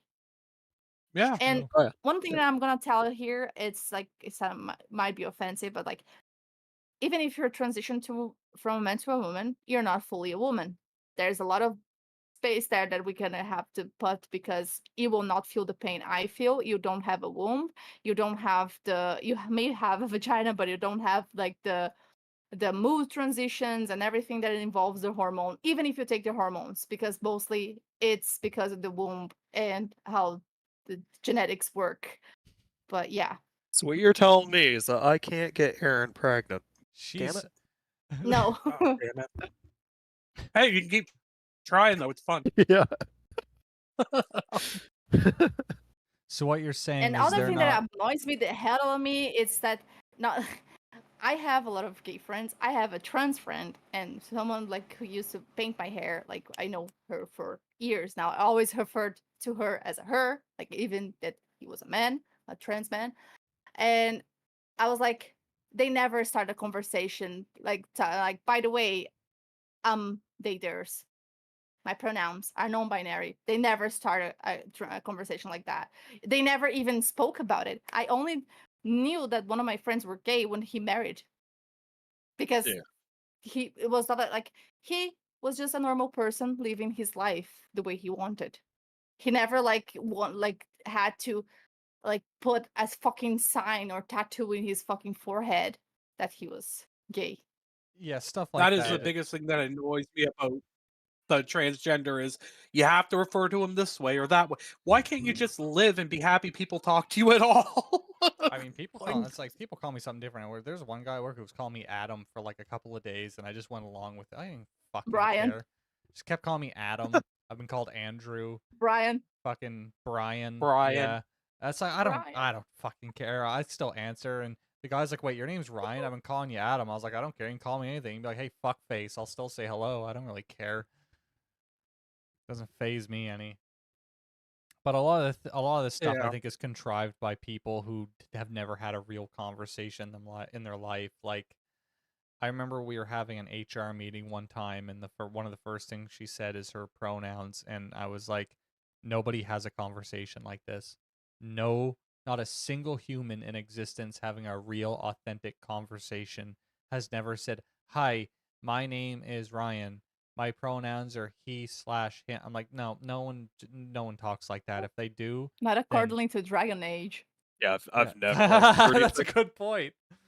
in nearly 36 years, I've never had a conversation start or even have that discussion with anyone. No. Like it's No. never, which I don't know. Like if again, like you do you kind of thing. Like all right, as long as you're not hurting anyone, or as long as you're being respectful to everyone else around you, and you're being like productive with society or your community, then by all means, like I don't care what you believe in or what you are or whatever. Like it's cool. Yeah, Bruno, But you the gotta. moment Yeah. you start pushing, then you're no longer like you're now in a different category of interaction. So Yeah. you're going to be disposed to criticism. I think Bruno's Oh, just is a that little thing upset. that we were talking the other day? Remember, Mike, about labels? People just Yeah. want labels nowadays. Yeah. Like it's crazy. Like It just can't be yourself. You want to be under a fucking label. yeah, like I've never labeled myself because it's just like I don't conform to that shit. It's just like respect me, leave me alone, and I'll be nice. Bruno's just a little upset because she now has to refer to her downstairs as a front hole. Oh, I don't have a cervix anymore. You Yeah, can, it's a front according to hole. Canada things, the front That's hole. right. Oh my god, that Canadian me Cancer off. Society renamed the cervix as the front hole. Which I mean, I would look at like the What? nose I am an egg as being producer. I like have a the front front. hole. Imagine. You're an egg According producer? to Jeez. biology, yeah, according to biology books. Don't let the US know Yeah, that. They're I'm having an an egg egg shortage producer. right now. Like a person standing up straight, when you walk into them, the first thing you're gonna hit is their nose. Like that is the first hole that you're going to interact with. So it's like What? that should be the front hole. Mike, what interactions do you have with people? No. I'm saying like imagine like being blindfolded and just walking straight. Eventually, you're gonna run into someone, and the first hole you're gonna hit is your nose. So it's like that should be the front hole, or maybe they should call like the 1, 2, 3, 4, 5. They should call like the 6th hole. The 6th hole. My God, there's more holes Oh than my genders now. Holy fuck. Jesus Christ. Oh, That's my input Ryan, on that. Yes, sir. did you? I heard Dragon Age mentioned earlier. Did you know they fired the writing staff because of that game? Oh, I'm not surprised. Probably because everyone on of their writing course, staff because are the like, game was a flop. Like Mhm. people didn't like it. People like- really didn't like it because the characters have zero personality, like apart from telling them their genders and being like very aggressive towards that kind of conversations when they start like things. I saw a lot of videos and people were very mad, and they were talking about it's like they paid for it and they have the rights to be mad about it. Oh, I saw a compilation of Tash just grilling people on like how they talk to her, and then it goes to her talking to other people. It's just like Oh, that was literally like doing the was same actually thing. like sitting around the fire too. Yeah. I It's think just Oh, like this that's- character's so insufferable, and then the other Brian, characters just a around them. question. is just enabling it. And it's just like, what the? Ah, man, no. I Where can't. are we in the agenda? Because we jumped to a lot of other Oh, topics. I'm still. I I still think got we're the. moving towards Monster Hunter, I guess, if No, we're on games. everything that we've talked about, none of this has been on the docket except for the asteroid, which is fine. That's perfectly okay. And I'm sitting here. I'm like, I'm so proud of us as a company because we've got 2.5 white people and a Brazilian woman. I mean, that's like 2.5 white people. Aaron's half black. Yeah. I'm still white. Even that I have indigenous blood. But I'm you're still white. Brazilian white. And Yeah, I guess I'm it doesn't Latina. count. and From South America. Yeah. and a soon-to-be immigrant to Canada. So I'm checking a lot of boxes right here. You're Pat gonna be like myself on Pierre the back. Polyev. You're gonna have your own Latina. We'll see. Hopefully so. What do you mean we'll see? No, I thought you Oh. meant. I thought you said we'll have Pierre Polyev. No, I'm telling you that you're gonna be like Pierre Oh, Polyev. be like Pierre Polyev. Okay, I thought you Yeah, said you're gonna soon have we're your going own to Latina. have Pierre Polyev. But yes, But if don't, then you're coming to Brazil, right? most likely. Speaking Fuck, of I might Brazil, join your ride just to get we'll away. we'll just all show up on Bruna's fucking doorstep, and we'll just be like, "Hola, señorita." The whitest fucking people, well, except for Aaron. I brought the enchiladas. They're gonna be fine here because accordingly to the rest of Brazil, everyone in the south of Brazil is Nazi. So because we have European descendancy and heritage, and yeah, so whatever. Like if you're proud of your heritage, you're a neo-Nazi and you're a fascist. So that's what they say here in Brazil about people from the south. I mean, So yeah, I'm a fascist and a neo-Nazi my people. according to them. I don't even think people know what those are anymore. No, and It's see, No, just no. it's lost its meaning. that's what I was gonna get into. The term Nazi has been so diluted now. That's been hurled at so many people for Yeah. very rudimentary reasons. And it is such reductive terminology to hurl at somebody because the more you throw something around, think of it like currency. The more there is of a currency around, the less that currency is worth. And that's exactly the same thing goes with language. The more you Yeah. call someone something, the less impact it has. And we've thrown around the term Nazi so many times just because someone might have at least somewhat conservative values. It doesn't mean anything anymore to call someone a Nazi. It just doesn't. And It's when people throw around fascism under the guise of like, you either believe what we believe or get out kind And of thing. It's Mike, just like, what the fuck? I want you to save your thoughts on that because we're gonna watch that video you sent me the other day because I watched 2 Yeah. minutes of it and I was like, Oh, holy it's fucking so shit. bad. So I'm saving the know, rest of it a for when person we that I watch call a this. hero nowadays, the leader of Poland. That guy is amazing. That guy's a because boss. because of the resistance against Islam and people refugees. Like, did he just see the videos of how they do not allow refugees to get even closer to the barricades? Yeah, there are people trying to come into Poland, refugees, and they were just spraying them with fire hoses. Like, what is happening? I'm pretty sure they're warning people like they will use live rounds now. Oh my Like, god. Yeah, like it's that bad. But it's like they've seen what immigration has done. Well, I would be terrified unchecked. to be living in Germany and being a woman. I saw a Where- video the other day. A woman was in the subway and like 4 guys approached her and they started talking and calling her a whore and talking about her clothes. And she was not even like dressed like with any like extravagant clothes or anything. She was just like normal wearing, and they were just following her around. Jesus. And it's not safe anymore. I mean, there are like literal no-go zones now in cities where the like in countries where immigration has just gone unchecked I and they don't- just let everyone in. and it's just I don't want to. Sorry, I'll let you finish that.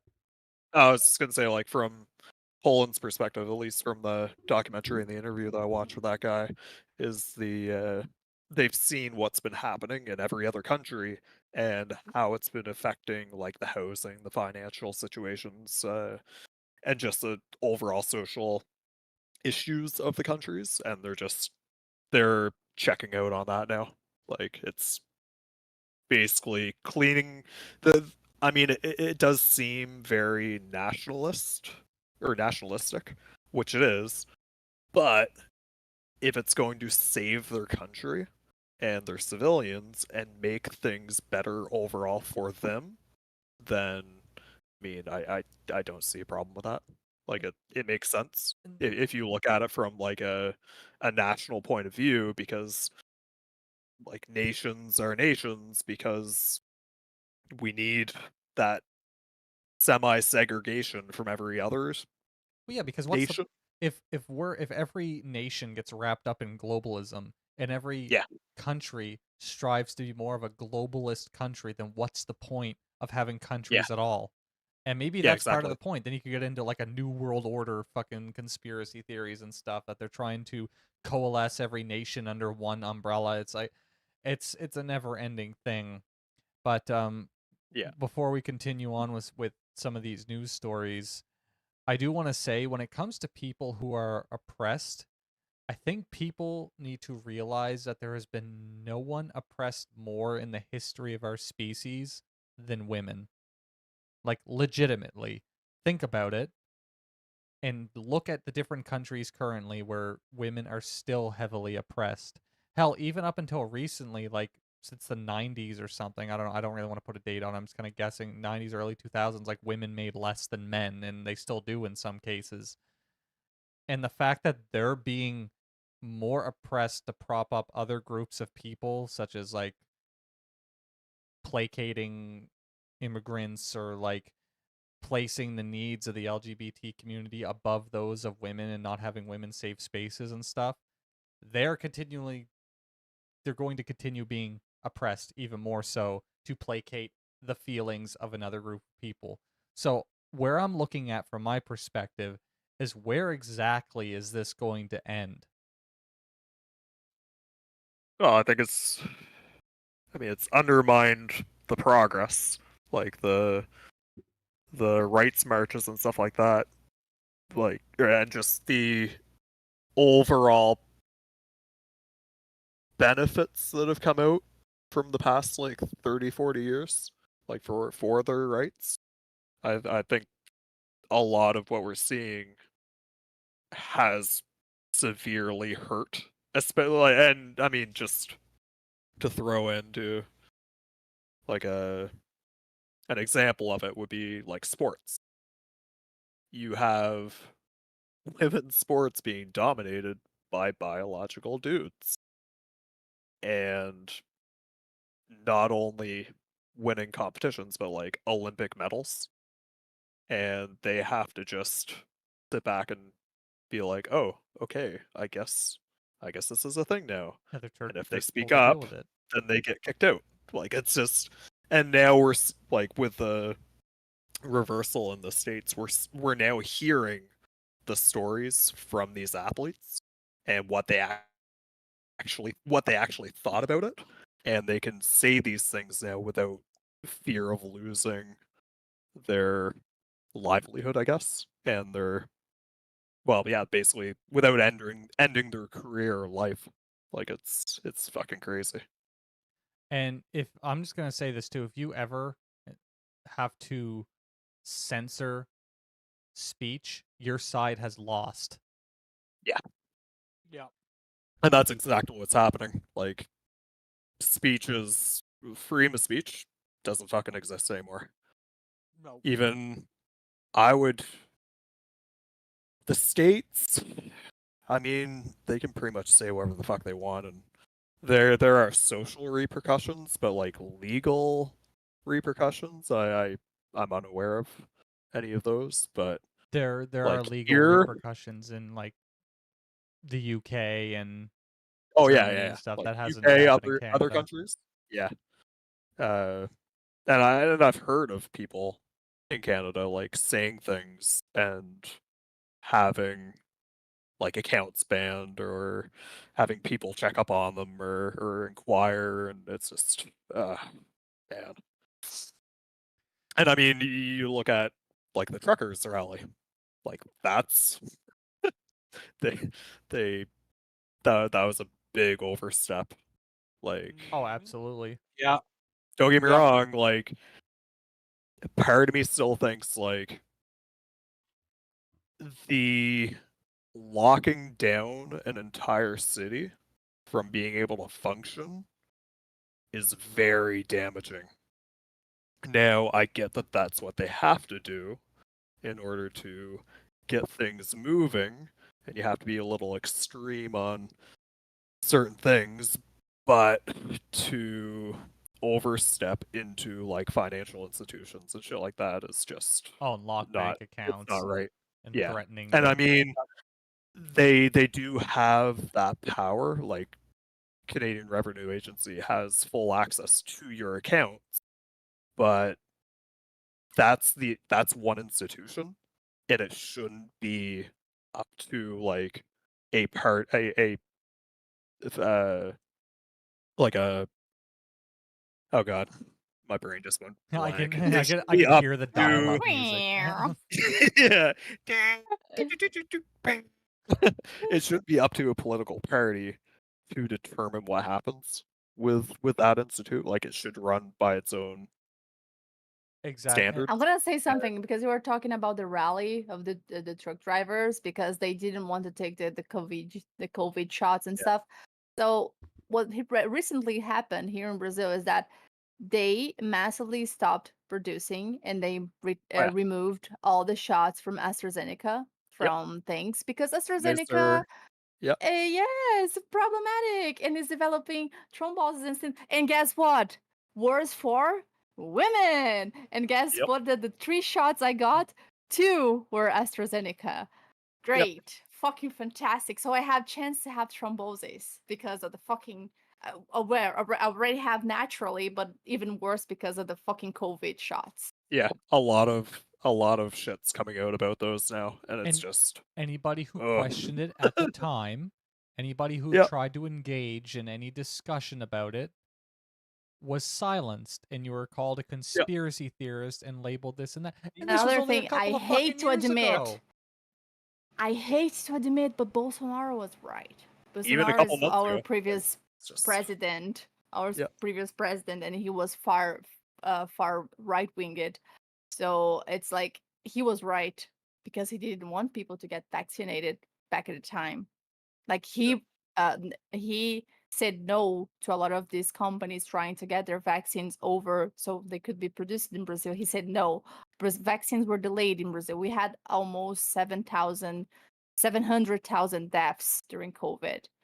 So There's so much I yeah. wish I could say on this, but I can't because I like legitimately I can't because it would breach Yeah. confidentiality. So unfortunately, that's not one I can really delve deeply into at this time. But I do agree, and I do find that people trying to silence people, and like especially going after someone like Joe Rogan. I mean, and there's numerous examples of them kind of like taking things he said out of context and that. But anyone who is cautioning, like, or at least advocating for the right to choose, it's like, isn't it weird that it's like I was kind of juxtaposing this to the argument over abortion. It's like the same people who are silencing speech about the vaccine would preach about the right to choose of an abortion. And I just found that like these things were kind of at odds with one another. I just found that was just such a strange dichotomy to look at because they're two very controversial topics, and seeing it play Yeah. out like that and have one side being like, yes, I agree, like pro-choice, but then not having that same thing applied to vaccination just seems so weird and like nebulous to me. It's such a weird thing to do. is to label people like that. I don't know. What do you guys think about that? Me juxtaposing it to like the concept of abortion and I mean, Oh, I think it's the same.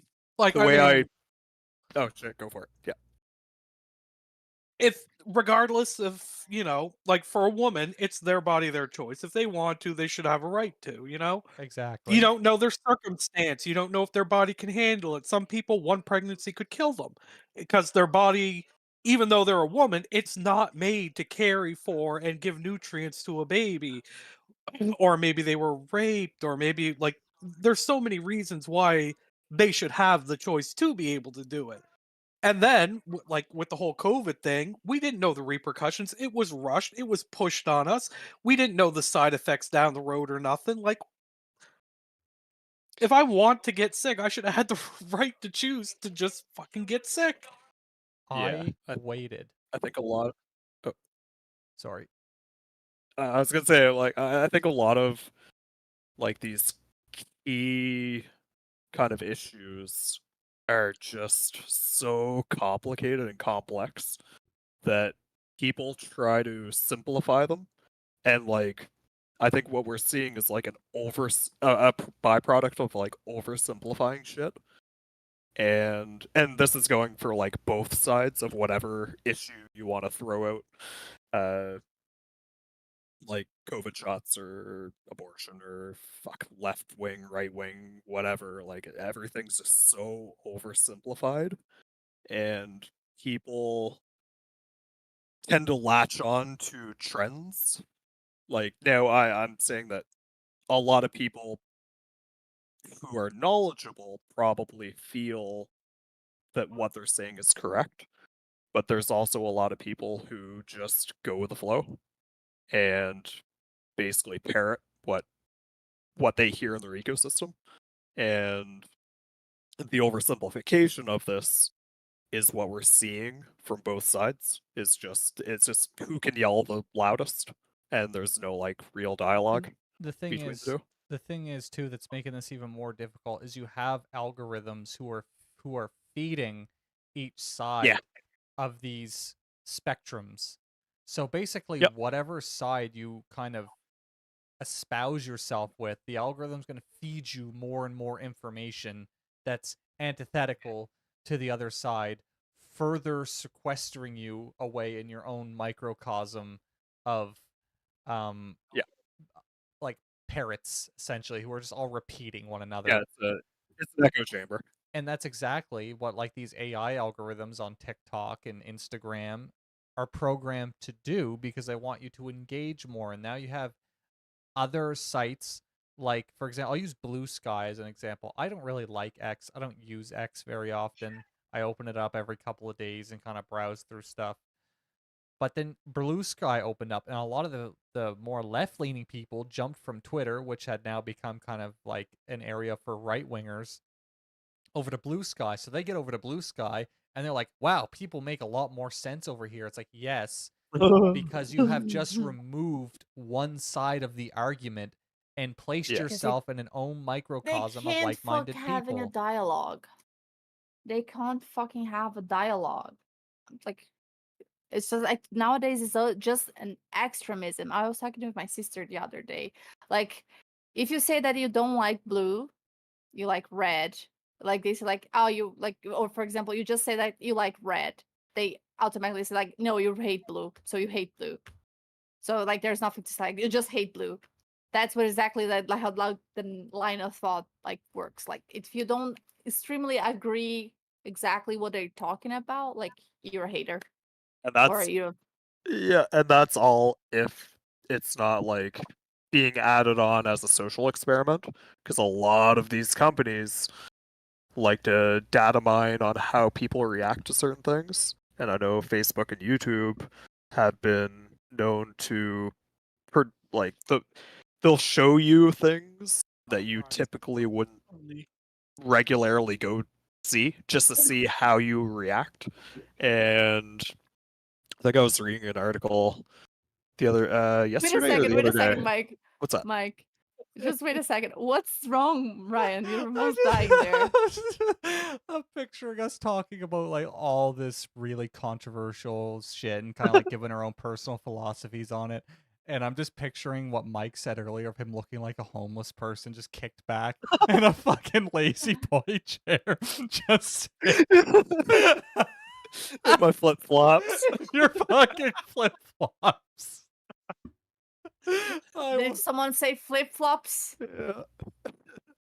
But yeah, I think like the article or video, I can't remember which one it was, but they were talking about how like Facebook openly admitted to I believe it was Facebook, it might have been Twitter. I can't remember.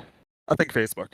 They showed people like one set of people were shown sad stories at the top of the news feed, and the lower you went, the happier it got, and then the other group of people started off with happier news feeds, and then the more they scroll down, the more doomy and gloomy things got, and they were looking to see how people's moods would change.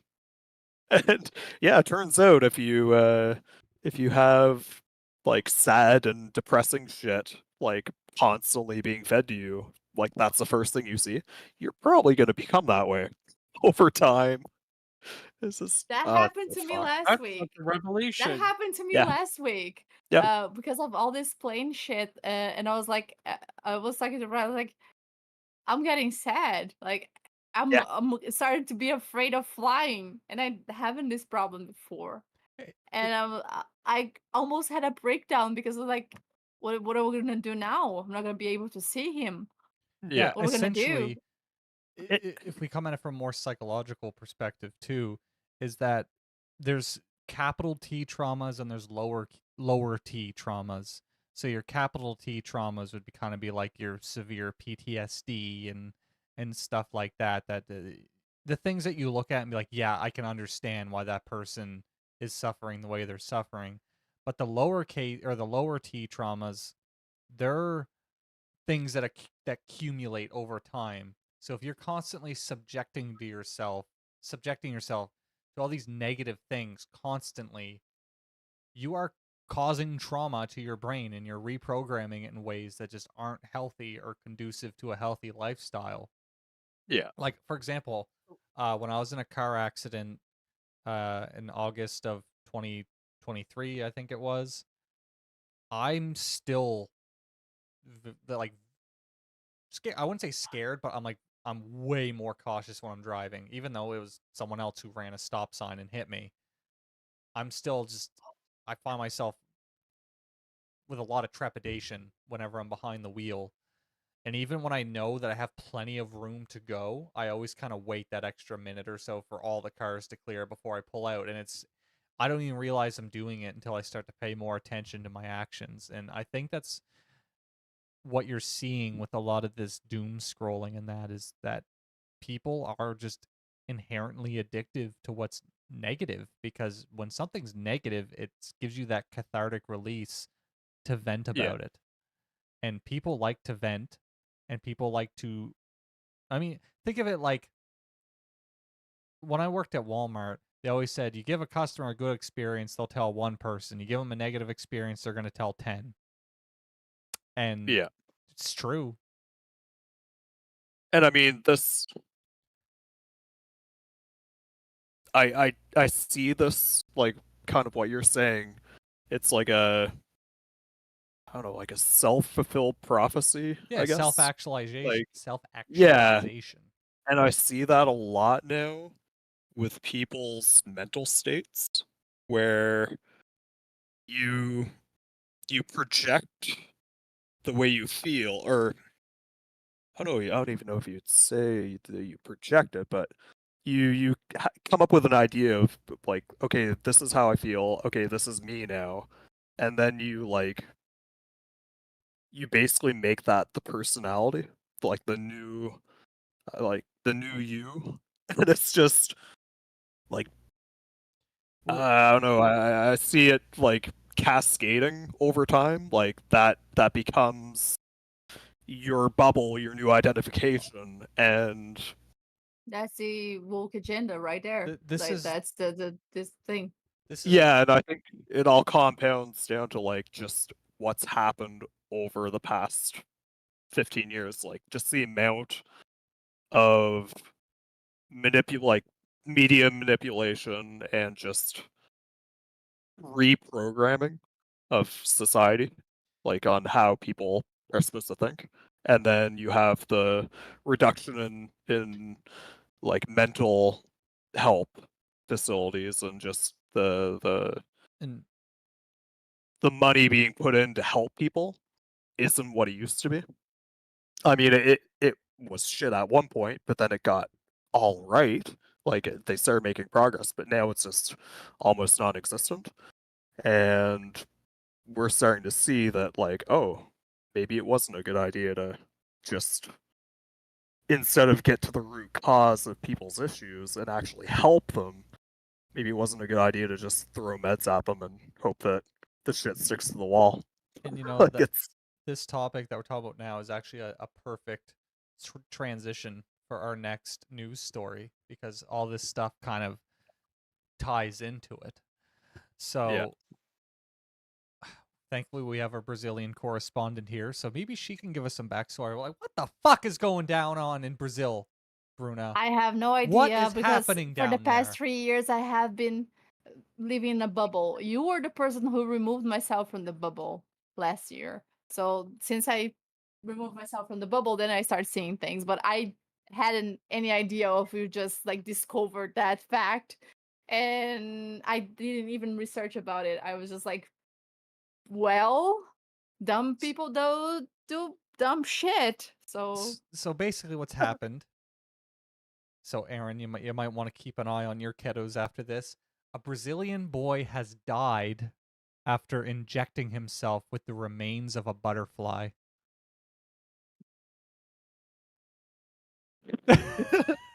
just silence. Oh my god, the silence. So I Aaron, mean I think Aaron's trying to process it. I don't or he had to leave. Now, I don't know.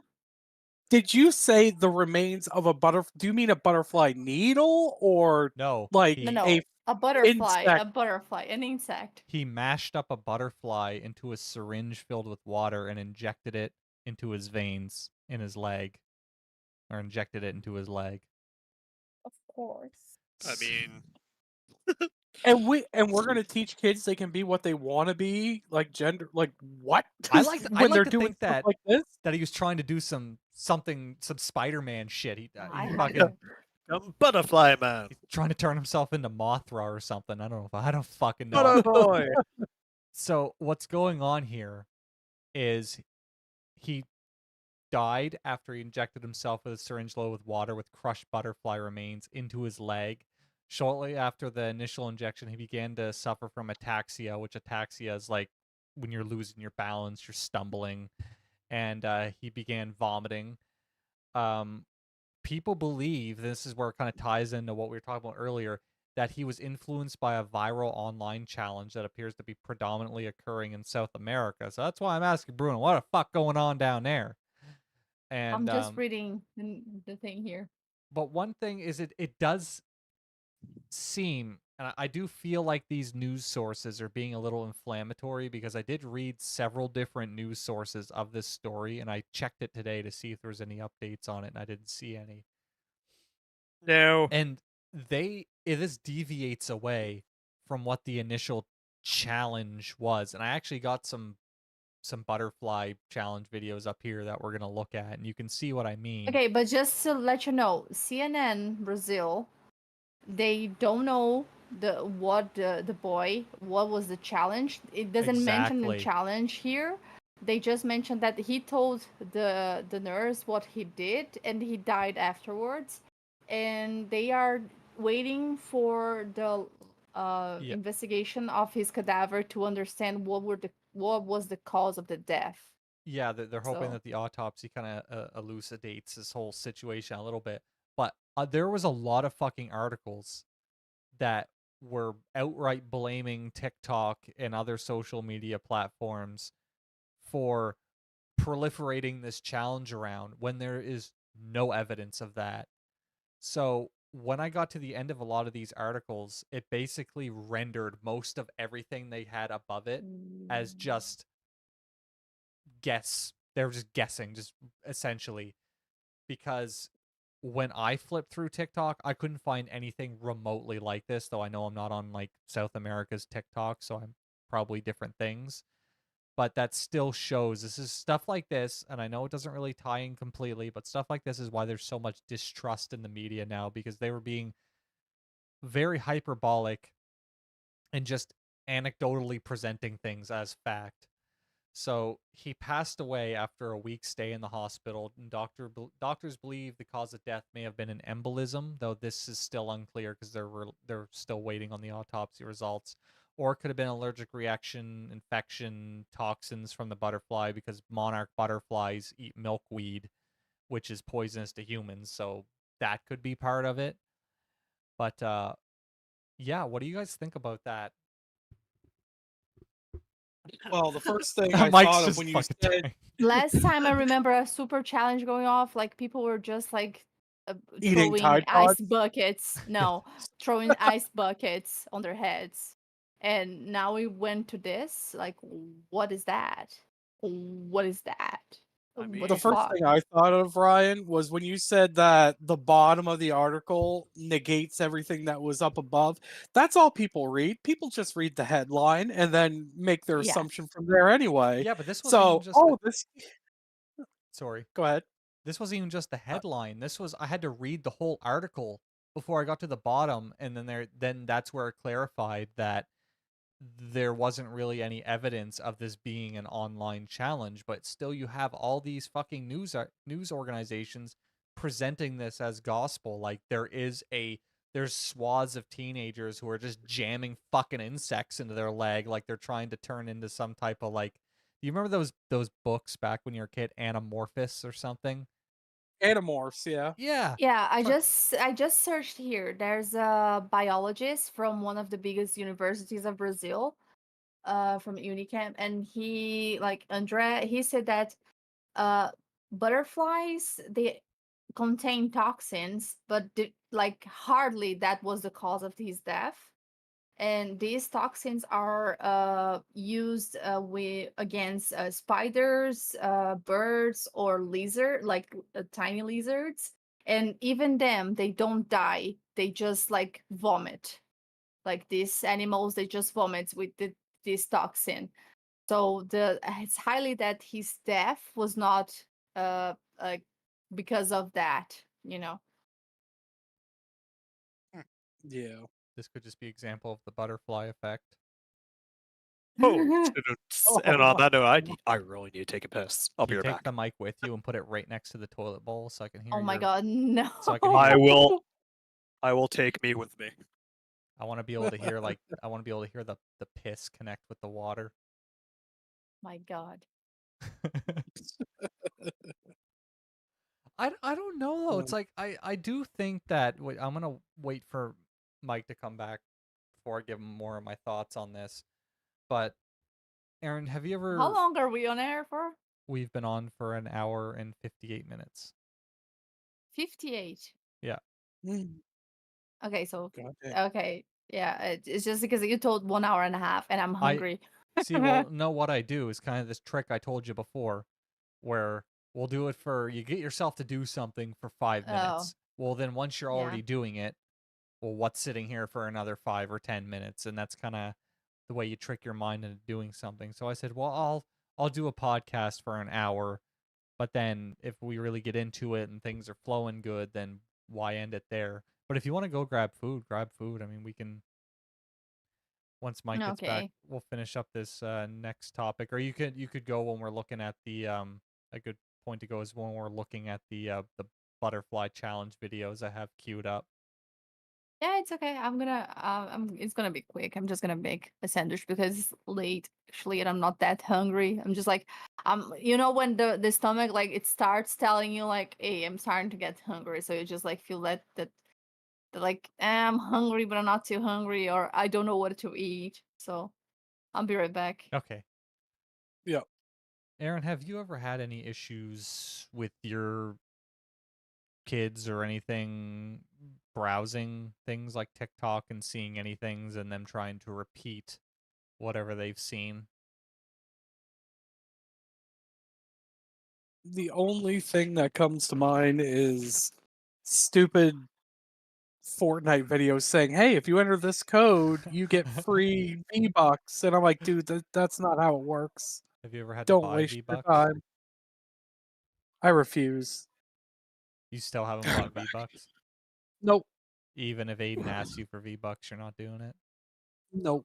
I feel like V-Bucks should become like an actual currency.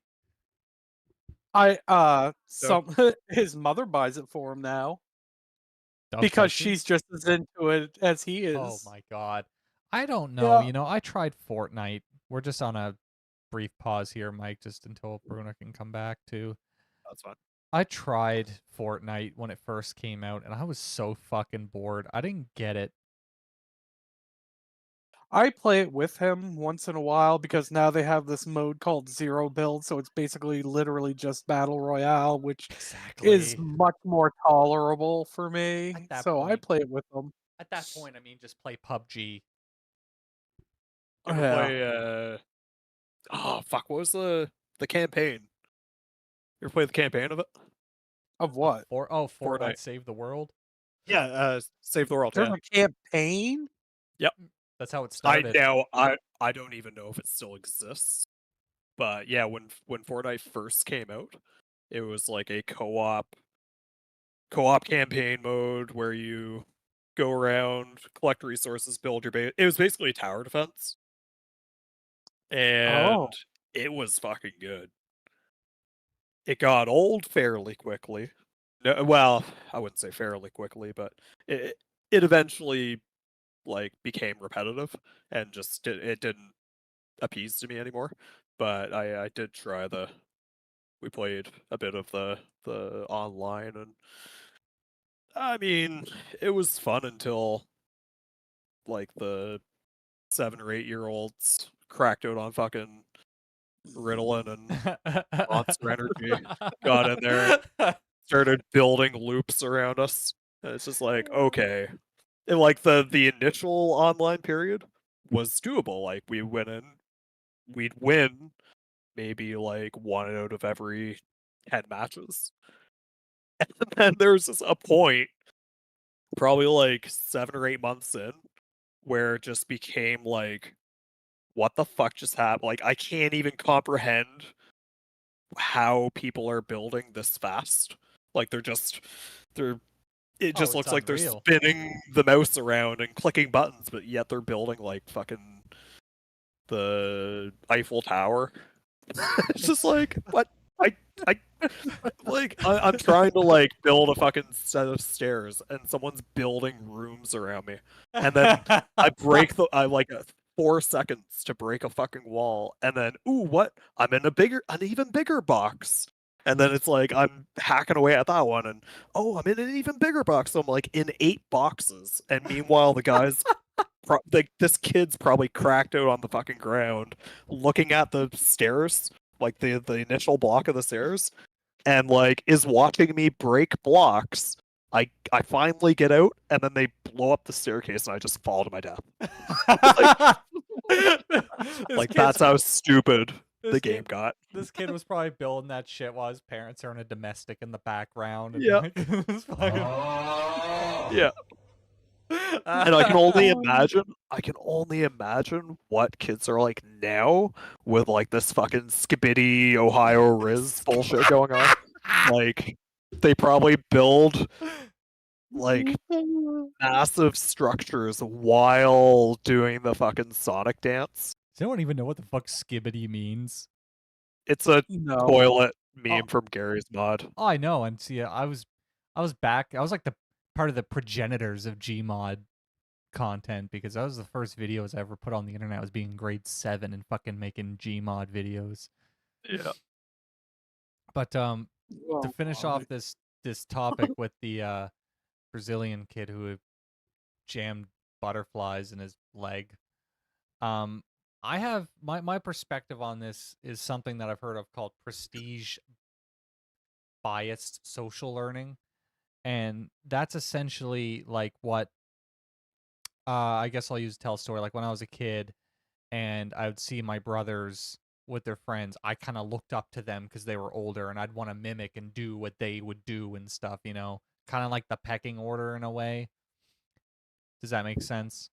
Yeah. Essentially, like whoever you perceive as the cool one, or the people who have more authority in a way, or the people Yeah. you just kind of generally look up to, you're going to try to mimic that. Role model. And I think that's what's happening with a lot of online content now. Why you see a lot of these more extreme challenges and that, and people mimicking them, because we don't really. I don't know if it's really exists on the same scale it did when we were younger, where we would have the kid in the neighborhood that was cool that everybody looked up to, or maybe you had an older sibling who was cool that you looked up to and wanted to mimic. Now we've taken that and we've stretched it out in front of millions of people. So now instead of having people chase whoever they perceive as being cool, or someone that they see as a role model, it's all about who can get the most views and the most likes on a video now, and people are chasing that over human interaction. Crazy theory, and it kind of ties into what you're saying now and to what we were saying before about AI. So I wonder if he did indeed see it on there, but it was AI generated specifically for him, catered video. Because I know a lot of streaming services, like I I don't know if like AI generated content's really being implemented this way like normally yet, but I've heard of them trying to eventually get to a point where if you want to watch a movie, you can just type in what you want to watch, and basically you generate your own movie to cater to you. Oh my And I'm fuck. wondering if similar things are happening now, because I mean, like, I avoid Instagram now because like the shorts on there, because probably 90% of them now are AI generated, Yeah. and there are tells on probably 70% of them, but that other like 25% of the videos or 30% of the videos or whatever, I can't tell, and it freaks me the fuck out. I can't. So Yeah. I've avoided watching them now because I just I don't know, and it's exhausting watching a video and then being like I'm like looking at their mouth, I'm looking at their hands, I'm looking at people behind them, and if I see people popping in or popping out of frame, or from me, like if something passes in front of a person and then like three people spawn out, like I'm looking for shit like that now in every fucking video, and it's doing my head in. I can't interact with anything on Facebook anymore because Yeah. almost everything I see that's content being Yeah. shown to me is AI generated or wrong. Just completely fucking wrong. I've sent things to Bruno. I'm like, oh my god, this looks so cool. And then it's like AI generated. I'm like, for fuck's Yeah. sakes. And the amount of AI generated movie posters I see where everyone thinks this is like an actual movie coming out. One I saw earlier today was some like Jim Carrey movie with Tim Allen, I think, and some, I don't know. It drives me nuts. One of them that was going around was a Freddy Krueger Nightmare on Elm Street series on HBO starring DJ Qualls. Is like never existed. And I Yeah. ended up like spending more time researching whether the shit I see on Facebook is real than actually like looking at Facebook. So I don't even bother looking at anything anymore. It's just a waste of my fucking time. And to add on to that, the worst part about these fucking videos is when you used to be able to go into the comments section and be able to immediately tell whether or not what you're seeing is actually legit or not, because people will outright call it out, or they'll just troll people. And now you see like full blown AI interaction with other AIs, In and the it's comments. all and it's all like what the fuck? There's a video that I watched The dead internet last theory. night where no, it was just like a YouTube short. I went into the comment section just to see what people were saying about this, and it was literally like hundreds of comment threads with other comments, like replies, and they were all bots. It was just a bot farm of God. comments. And then if you scroll all the way down to the bottom, the very last 3 were legit people. And they're just like, yeah, YouTube's fucked when 99% of the comments being generated are all AI interactions. And then like just the next 2 are just shitting on every post before it. But yeah, it's gotten to the point now where you can't even look at the comment section and know whether or not you're actually looking at a human generated thought process being typed out, or if it's all just algorithm. And most of the time now, I think the dead internet Yeah. theory is real. Yeah.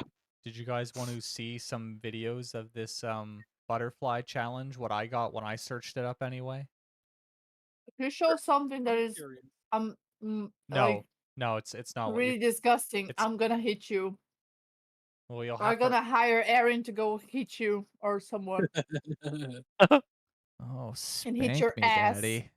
Yeah, exactly. Oh my god. I could even punish you because you like it. I would.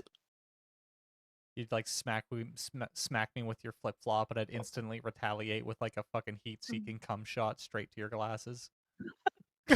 To go back to the point that I was trying to make, though, I wonder if if he was searching, like if in the algorithm this video was generated specifically for him, and he's the only one that's going to ever see it because it was like a one-time shot thing, and now he's like a statistic on some fucking social experiment to do with AI. Yep, and that's all it's gonna become. He's just gonna be relegated to like a fucking. He's just being used as a weapon to attack online social media platforms, which may or may not have been the impetus for this to happen in the first place. I think a lot of it, as unfortunately, might just comes down to Darwinism. Are you guys Yeah. able to watch the stream? Yeah. Oh, you're all there. Okay, so let's try to watch some of this butterfly challenge. Butter. But this has Butter. nothing to do with that. No. Butter. Butter. Oh no. Butter. Butter. Butter. Fuck. Good job. Butter. Fly. Butterfly. Gotta watch it again. Butter. Fly. No. Butter. It's very silent though. Oh no. Butter. Turn the Butter. volume on. Butter. Or- Butter. Fly. Butterfly. No. No. What? One. I'm sorry, What? what? Butter. I feel like I just Butter. lost IQ. Fly. No. Butter. I hate this. Butter. So let's do another What? one. Butter. Butter. Butter. Butter. What? Butter. Fly. Butter. But What? oh, fly. Butterfly. There's Why you nothing to got do it? with the thing. Butter. What are you talking Fly. about? Oh, fuck. But butter. Fly. Butterfly. What the fuck? See? Butter. Okay, so Fly. Butter. Fuck. I'm fucking annoyed. Butter. so Butter. What? Butter. You know when people say a word enough and it just doesn't sound real anymore? Has anyone ever had that phenomenon happen where you hear someone say a word over and over again, the word just doesn't sound, it just sounds weird now? I fucking Yeah. hate the word butter and butterfly now. Jesus fucking Christ. Can anyone see my But brain. wait. But then what this boy did was not a challenge. He just did that because he's retarded and he's dead now. But anyway, but Jeez. what? And This- Bruce this is- canceled. This is nothing to do with that. This is not to do with that. Like, Wonder if it's, I mean, could also be just a way to immortalize himself, I guess, as like the kid that injected a butterfly into his veins and died. Because I now have his no aim's idea. known. But what the fuck is this? Is this I- what people see on TikTok nowadays? Is that why Well, they do Oh god, TikTok? Like, you what think this the is fuck? the worst? This is from Like, 2022. Imagine wasting 10 minutes of my day, like, looking at my phone. Butterfly, Like, butterfly. What the fuck is that? either that or they purged this whole butterfly challenge thing from their algorithm, because all these videos are quite old. It could be. It could be. Bah. There was another challenge. Fly. Fuck. Another thing that is annoying as fuck is that fucking Bah. AI voiceovers. Fuck. That guy's Bah. high as fuck. Mhm. I understand a kid injecting a butterfly into his leg more than I understand what I'm looking at right now. The worst part about this is every single one of these I'm looking at like their fingers or just the way they're moving to see if it's legit or not. Because guaranteed some of these probably aren't actually people. And not to mention, they can't use their real voice either. They gotta use an irritating fucking voice Yeah. synthesizer. It's like, Jesus Christ, no one could just be them fucking selves on the internet anymore. Yeah.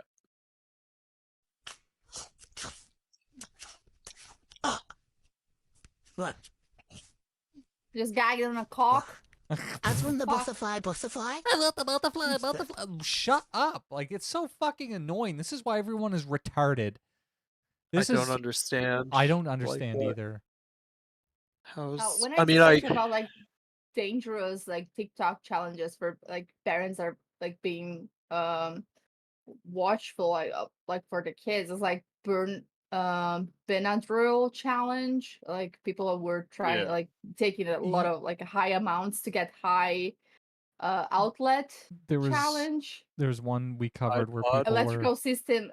Electrical system damage and fires. Like that's yeah. There Well, was last one. time I heard about like a massive challenge going out was the ice bucket. So I probably am a boomer, outdated because of my bubble. Yeah, the ice bucket challenge. That's like what, 2000 like I think fucking people 15 or something. I don't know. I think people are still doing it, aren't they? Oh yeah, ALS It's ice not bucket it's challenge. not as it's not as popular, but I feel like a lot of this shit's just trends, and the more the media and just everyone I don't know We- promotes it, I guess, or talks about it, and it makes it more prominent.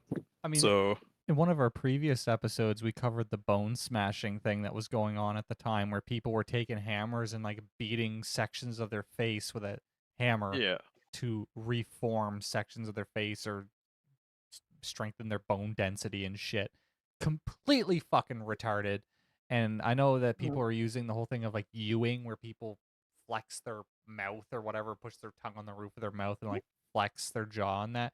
Yeah, I guess some people were saying originated in that. I just think it originated from the fact that people just want attention and they want clicks, so they Yeah. cater to the lowest common denominator. I mean, let's see what fat Josh Peck is doing here.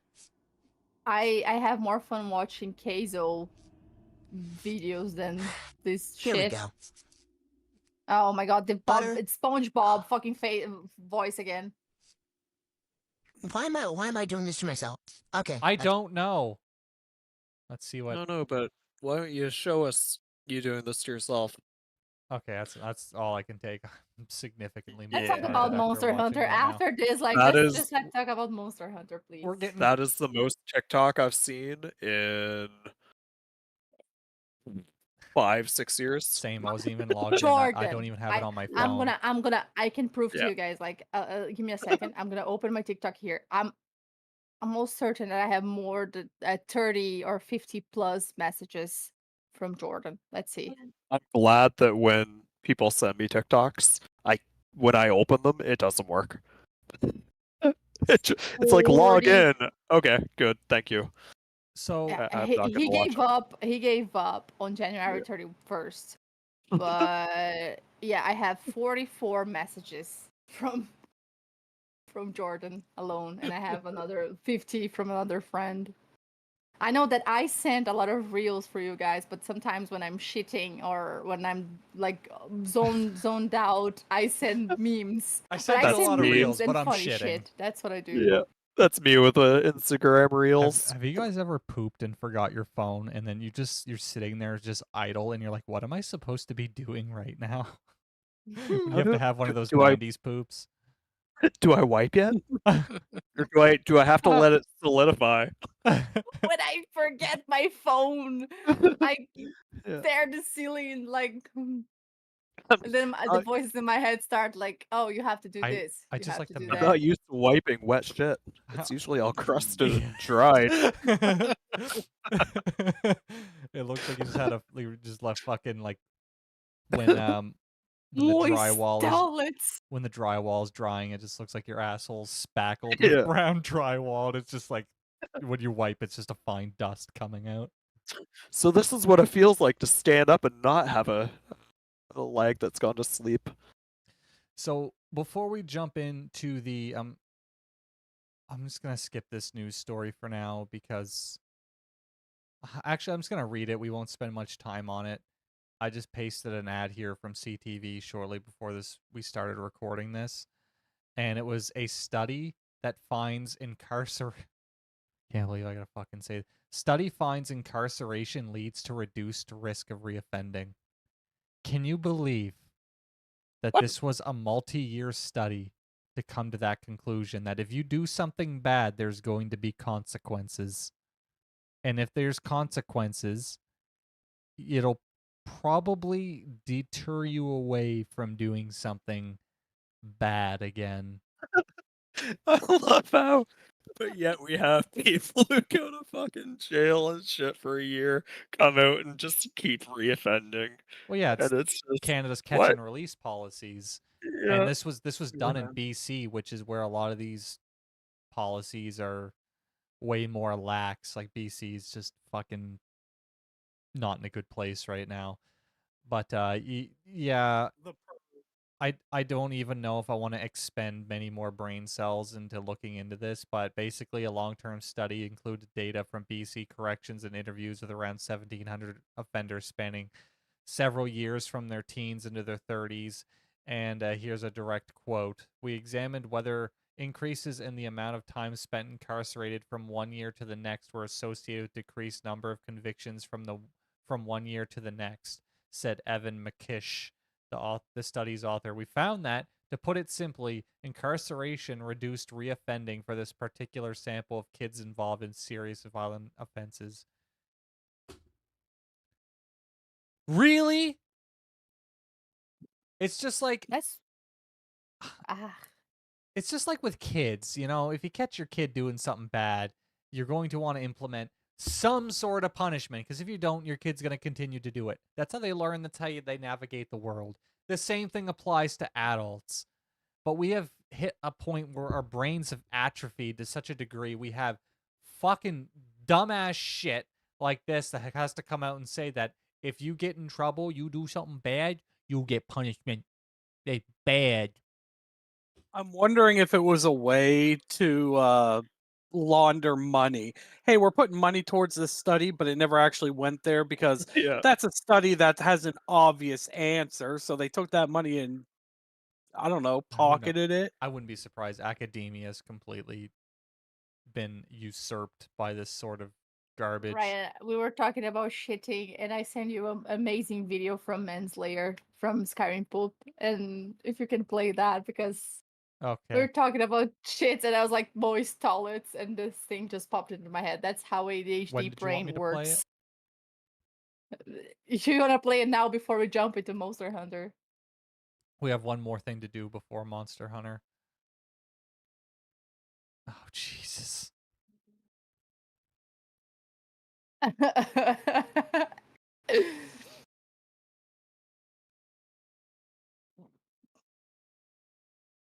Oh, it's only a minute long. Okay.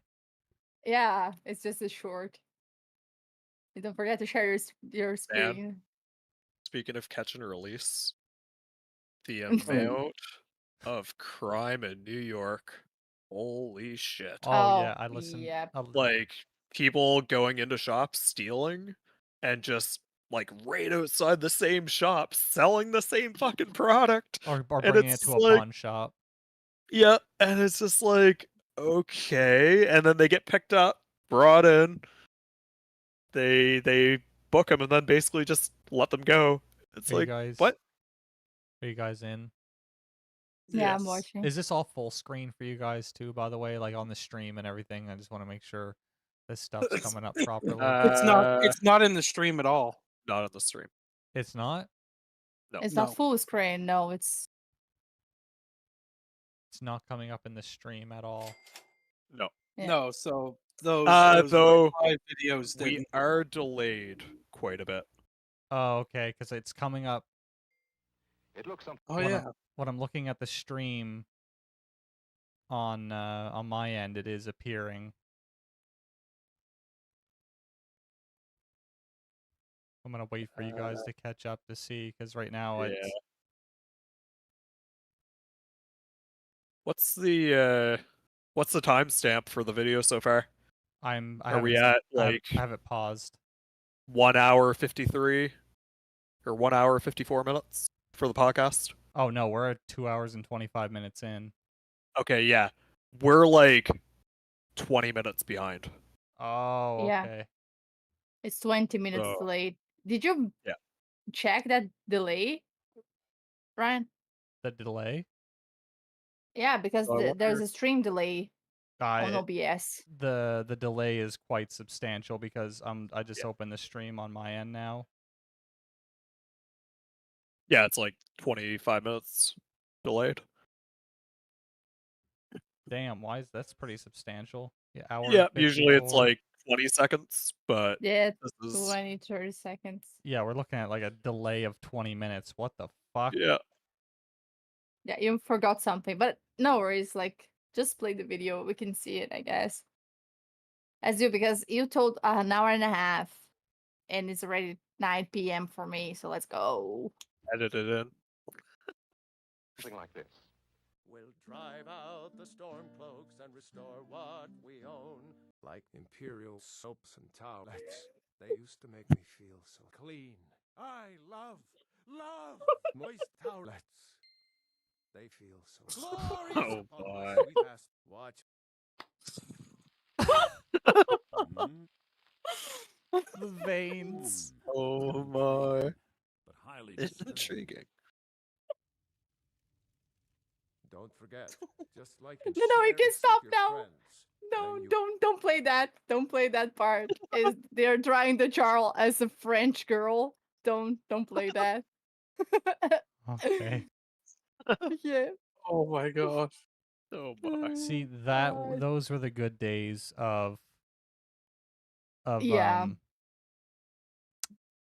You know how old are those videos? 11 years. Like, I fucking loved like watching Ben Slayer content, and he did Mass Effect, he did Oblivion. It's like a lot of those like short like 15 to 20 minutes videos, and was like pretty good. See those Yeah. are the good days of YouTube right there.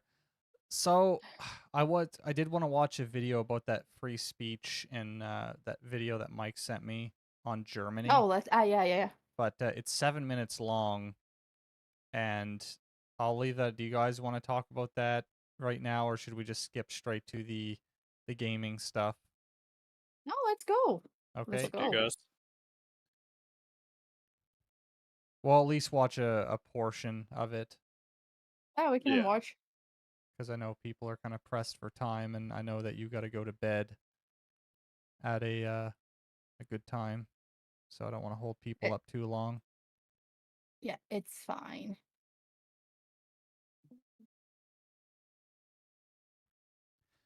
So, Mike, do you want to give some background as to what this video is about? So this guy is kind of like he used to teach like I wouldn't call them like special needs, but they're like kids with issues. Like they're kind of like his class was like the last line or last ditch attempt to, I don't know, get them some form of grade, and he so he kind of created like this unique class for these kids, and he got fired for kind of having critical thinking discussions For from the school. autistic and ADHD kids? Just anything, like it could be like everyone kind of thing, like just kids who are troubled or Mhm. had some sort of issue going on with them. Mhm. But he yeah, so he got fired, and this was kind of around the time of like the Jordan Peterson event, like when he got fired from Toronto, like the university. And so he started up his own kind of critical thinking YouTube channel, and he goes into like kind of controversial topics, like things that people don't want to talk about, and he kind of challenges people on their views to see if what they say is actually what they believe. And he also covers like pretty interesting topics from around the world, and just, I mean, it's the typical like calling out the left and right bullshit.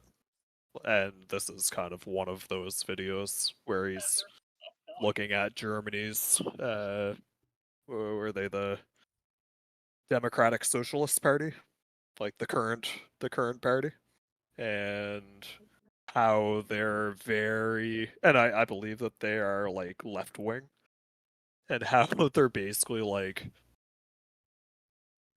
they're going towards the literal definition of like fascism, just like dictatorship, and just overbearing control over the population.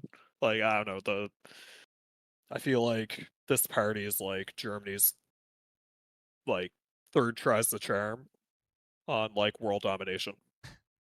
So I guess let's jump into it.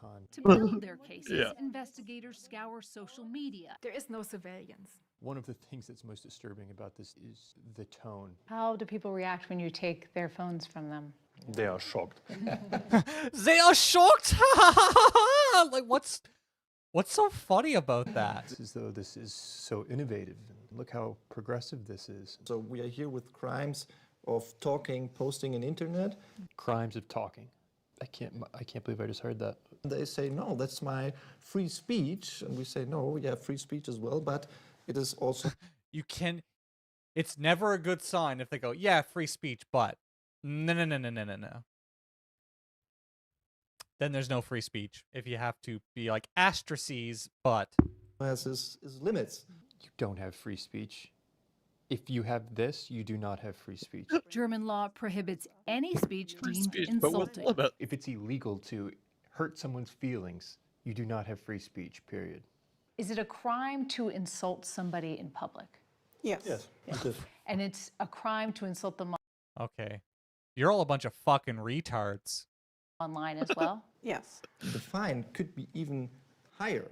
Well, there's a lot that could be deemed insulting. Do you guys $3,500. notice their disposition that they have when they're talking about this too? Oh, yeah. Because they're saying it and they think it's like, I think it's funny in a way. They're proud of Yeah. it. Insulting. Who gets to decide what is insulting? If somebody posts something that's not true, Who gets to decide truth? and then somebody else reposts it or likes it, are they committing a crime? Yeah, in the case of reposting, it is a crime as well. Well, I bet the politicians love this. Imagine how much easier that would make it for a politician. No one's allowed to insult me. Well, what's an insult? If it hurts my feelings, how could that go wrong? How do people react when you take their phones from them? They are shocked. Look at the glee on their faces when they're talking about this. Yeah, they're just shocked, and their whole life is on their iPhone, so it's especially painful when we can confiscate that. It's a kind of punishment if you lose your smartphone. It's even worse than the fine you have to pay. Because your whole life is typically on your phone now. They're excited by the idea that they can You have fat such fuck. an impact on someone's life. 3,750 euros. Wow. For fucking 3,000.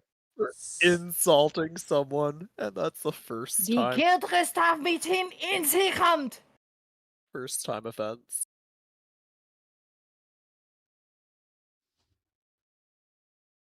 I mean, this is it. I don't even know. And I think people have hit a point where they're so exhausted that they can't fight against this.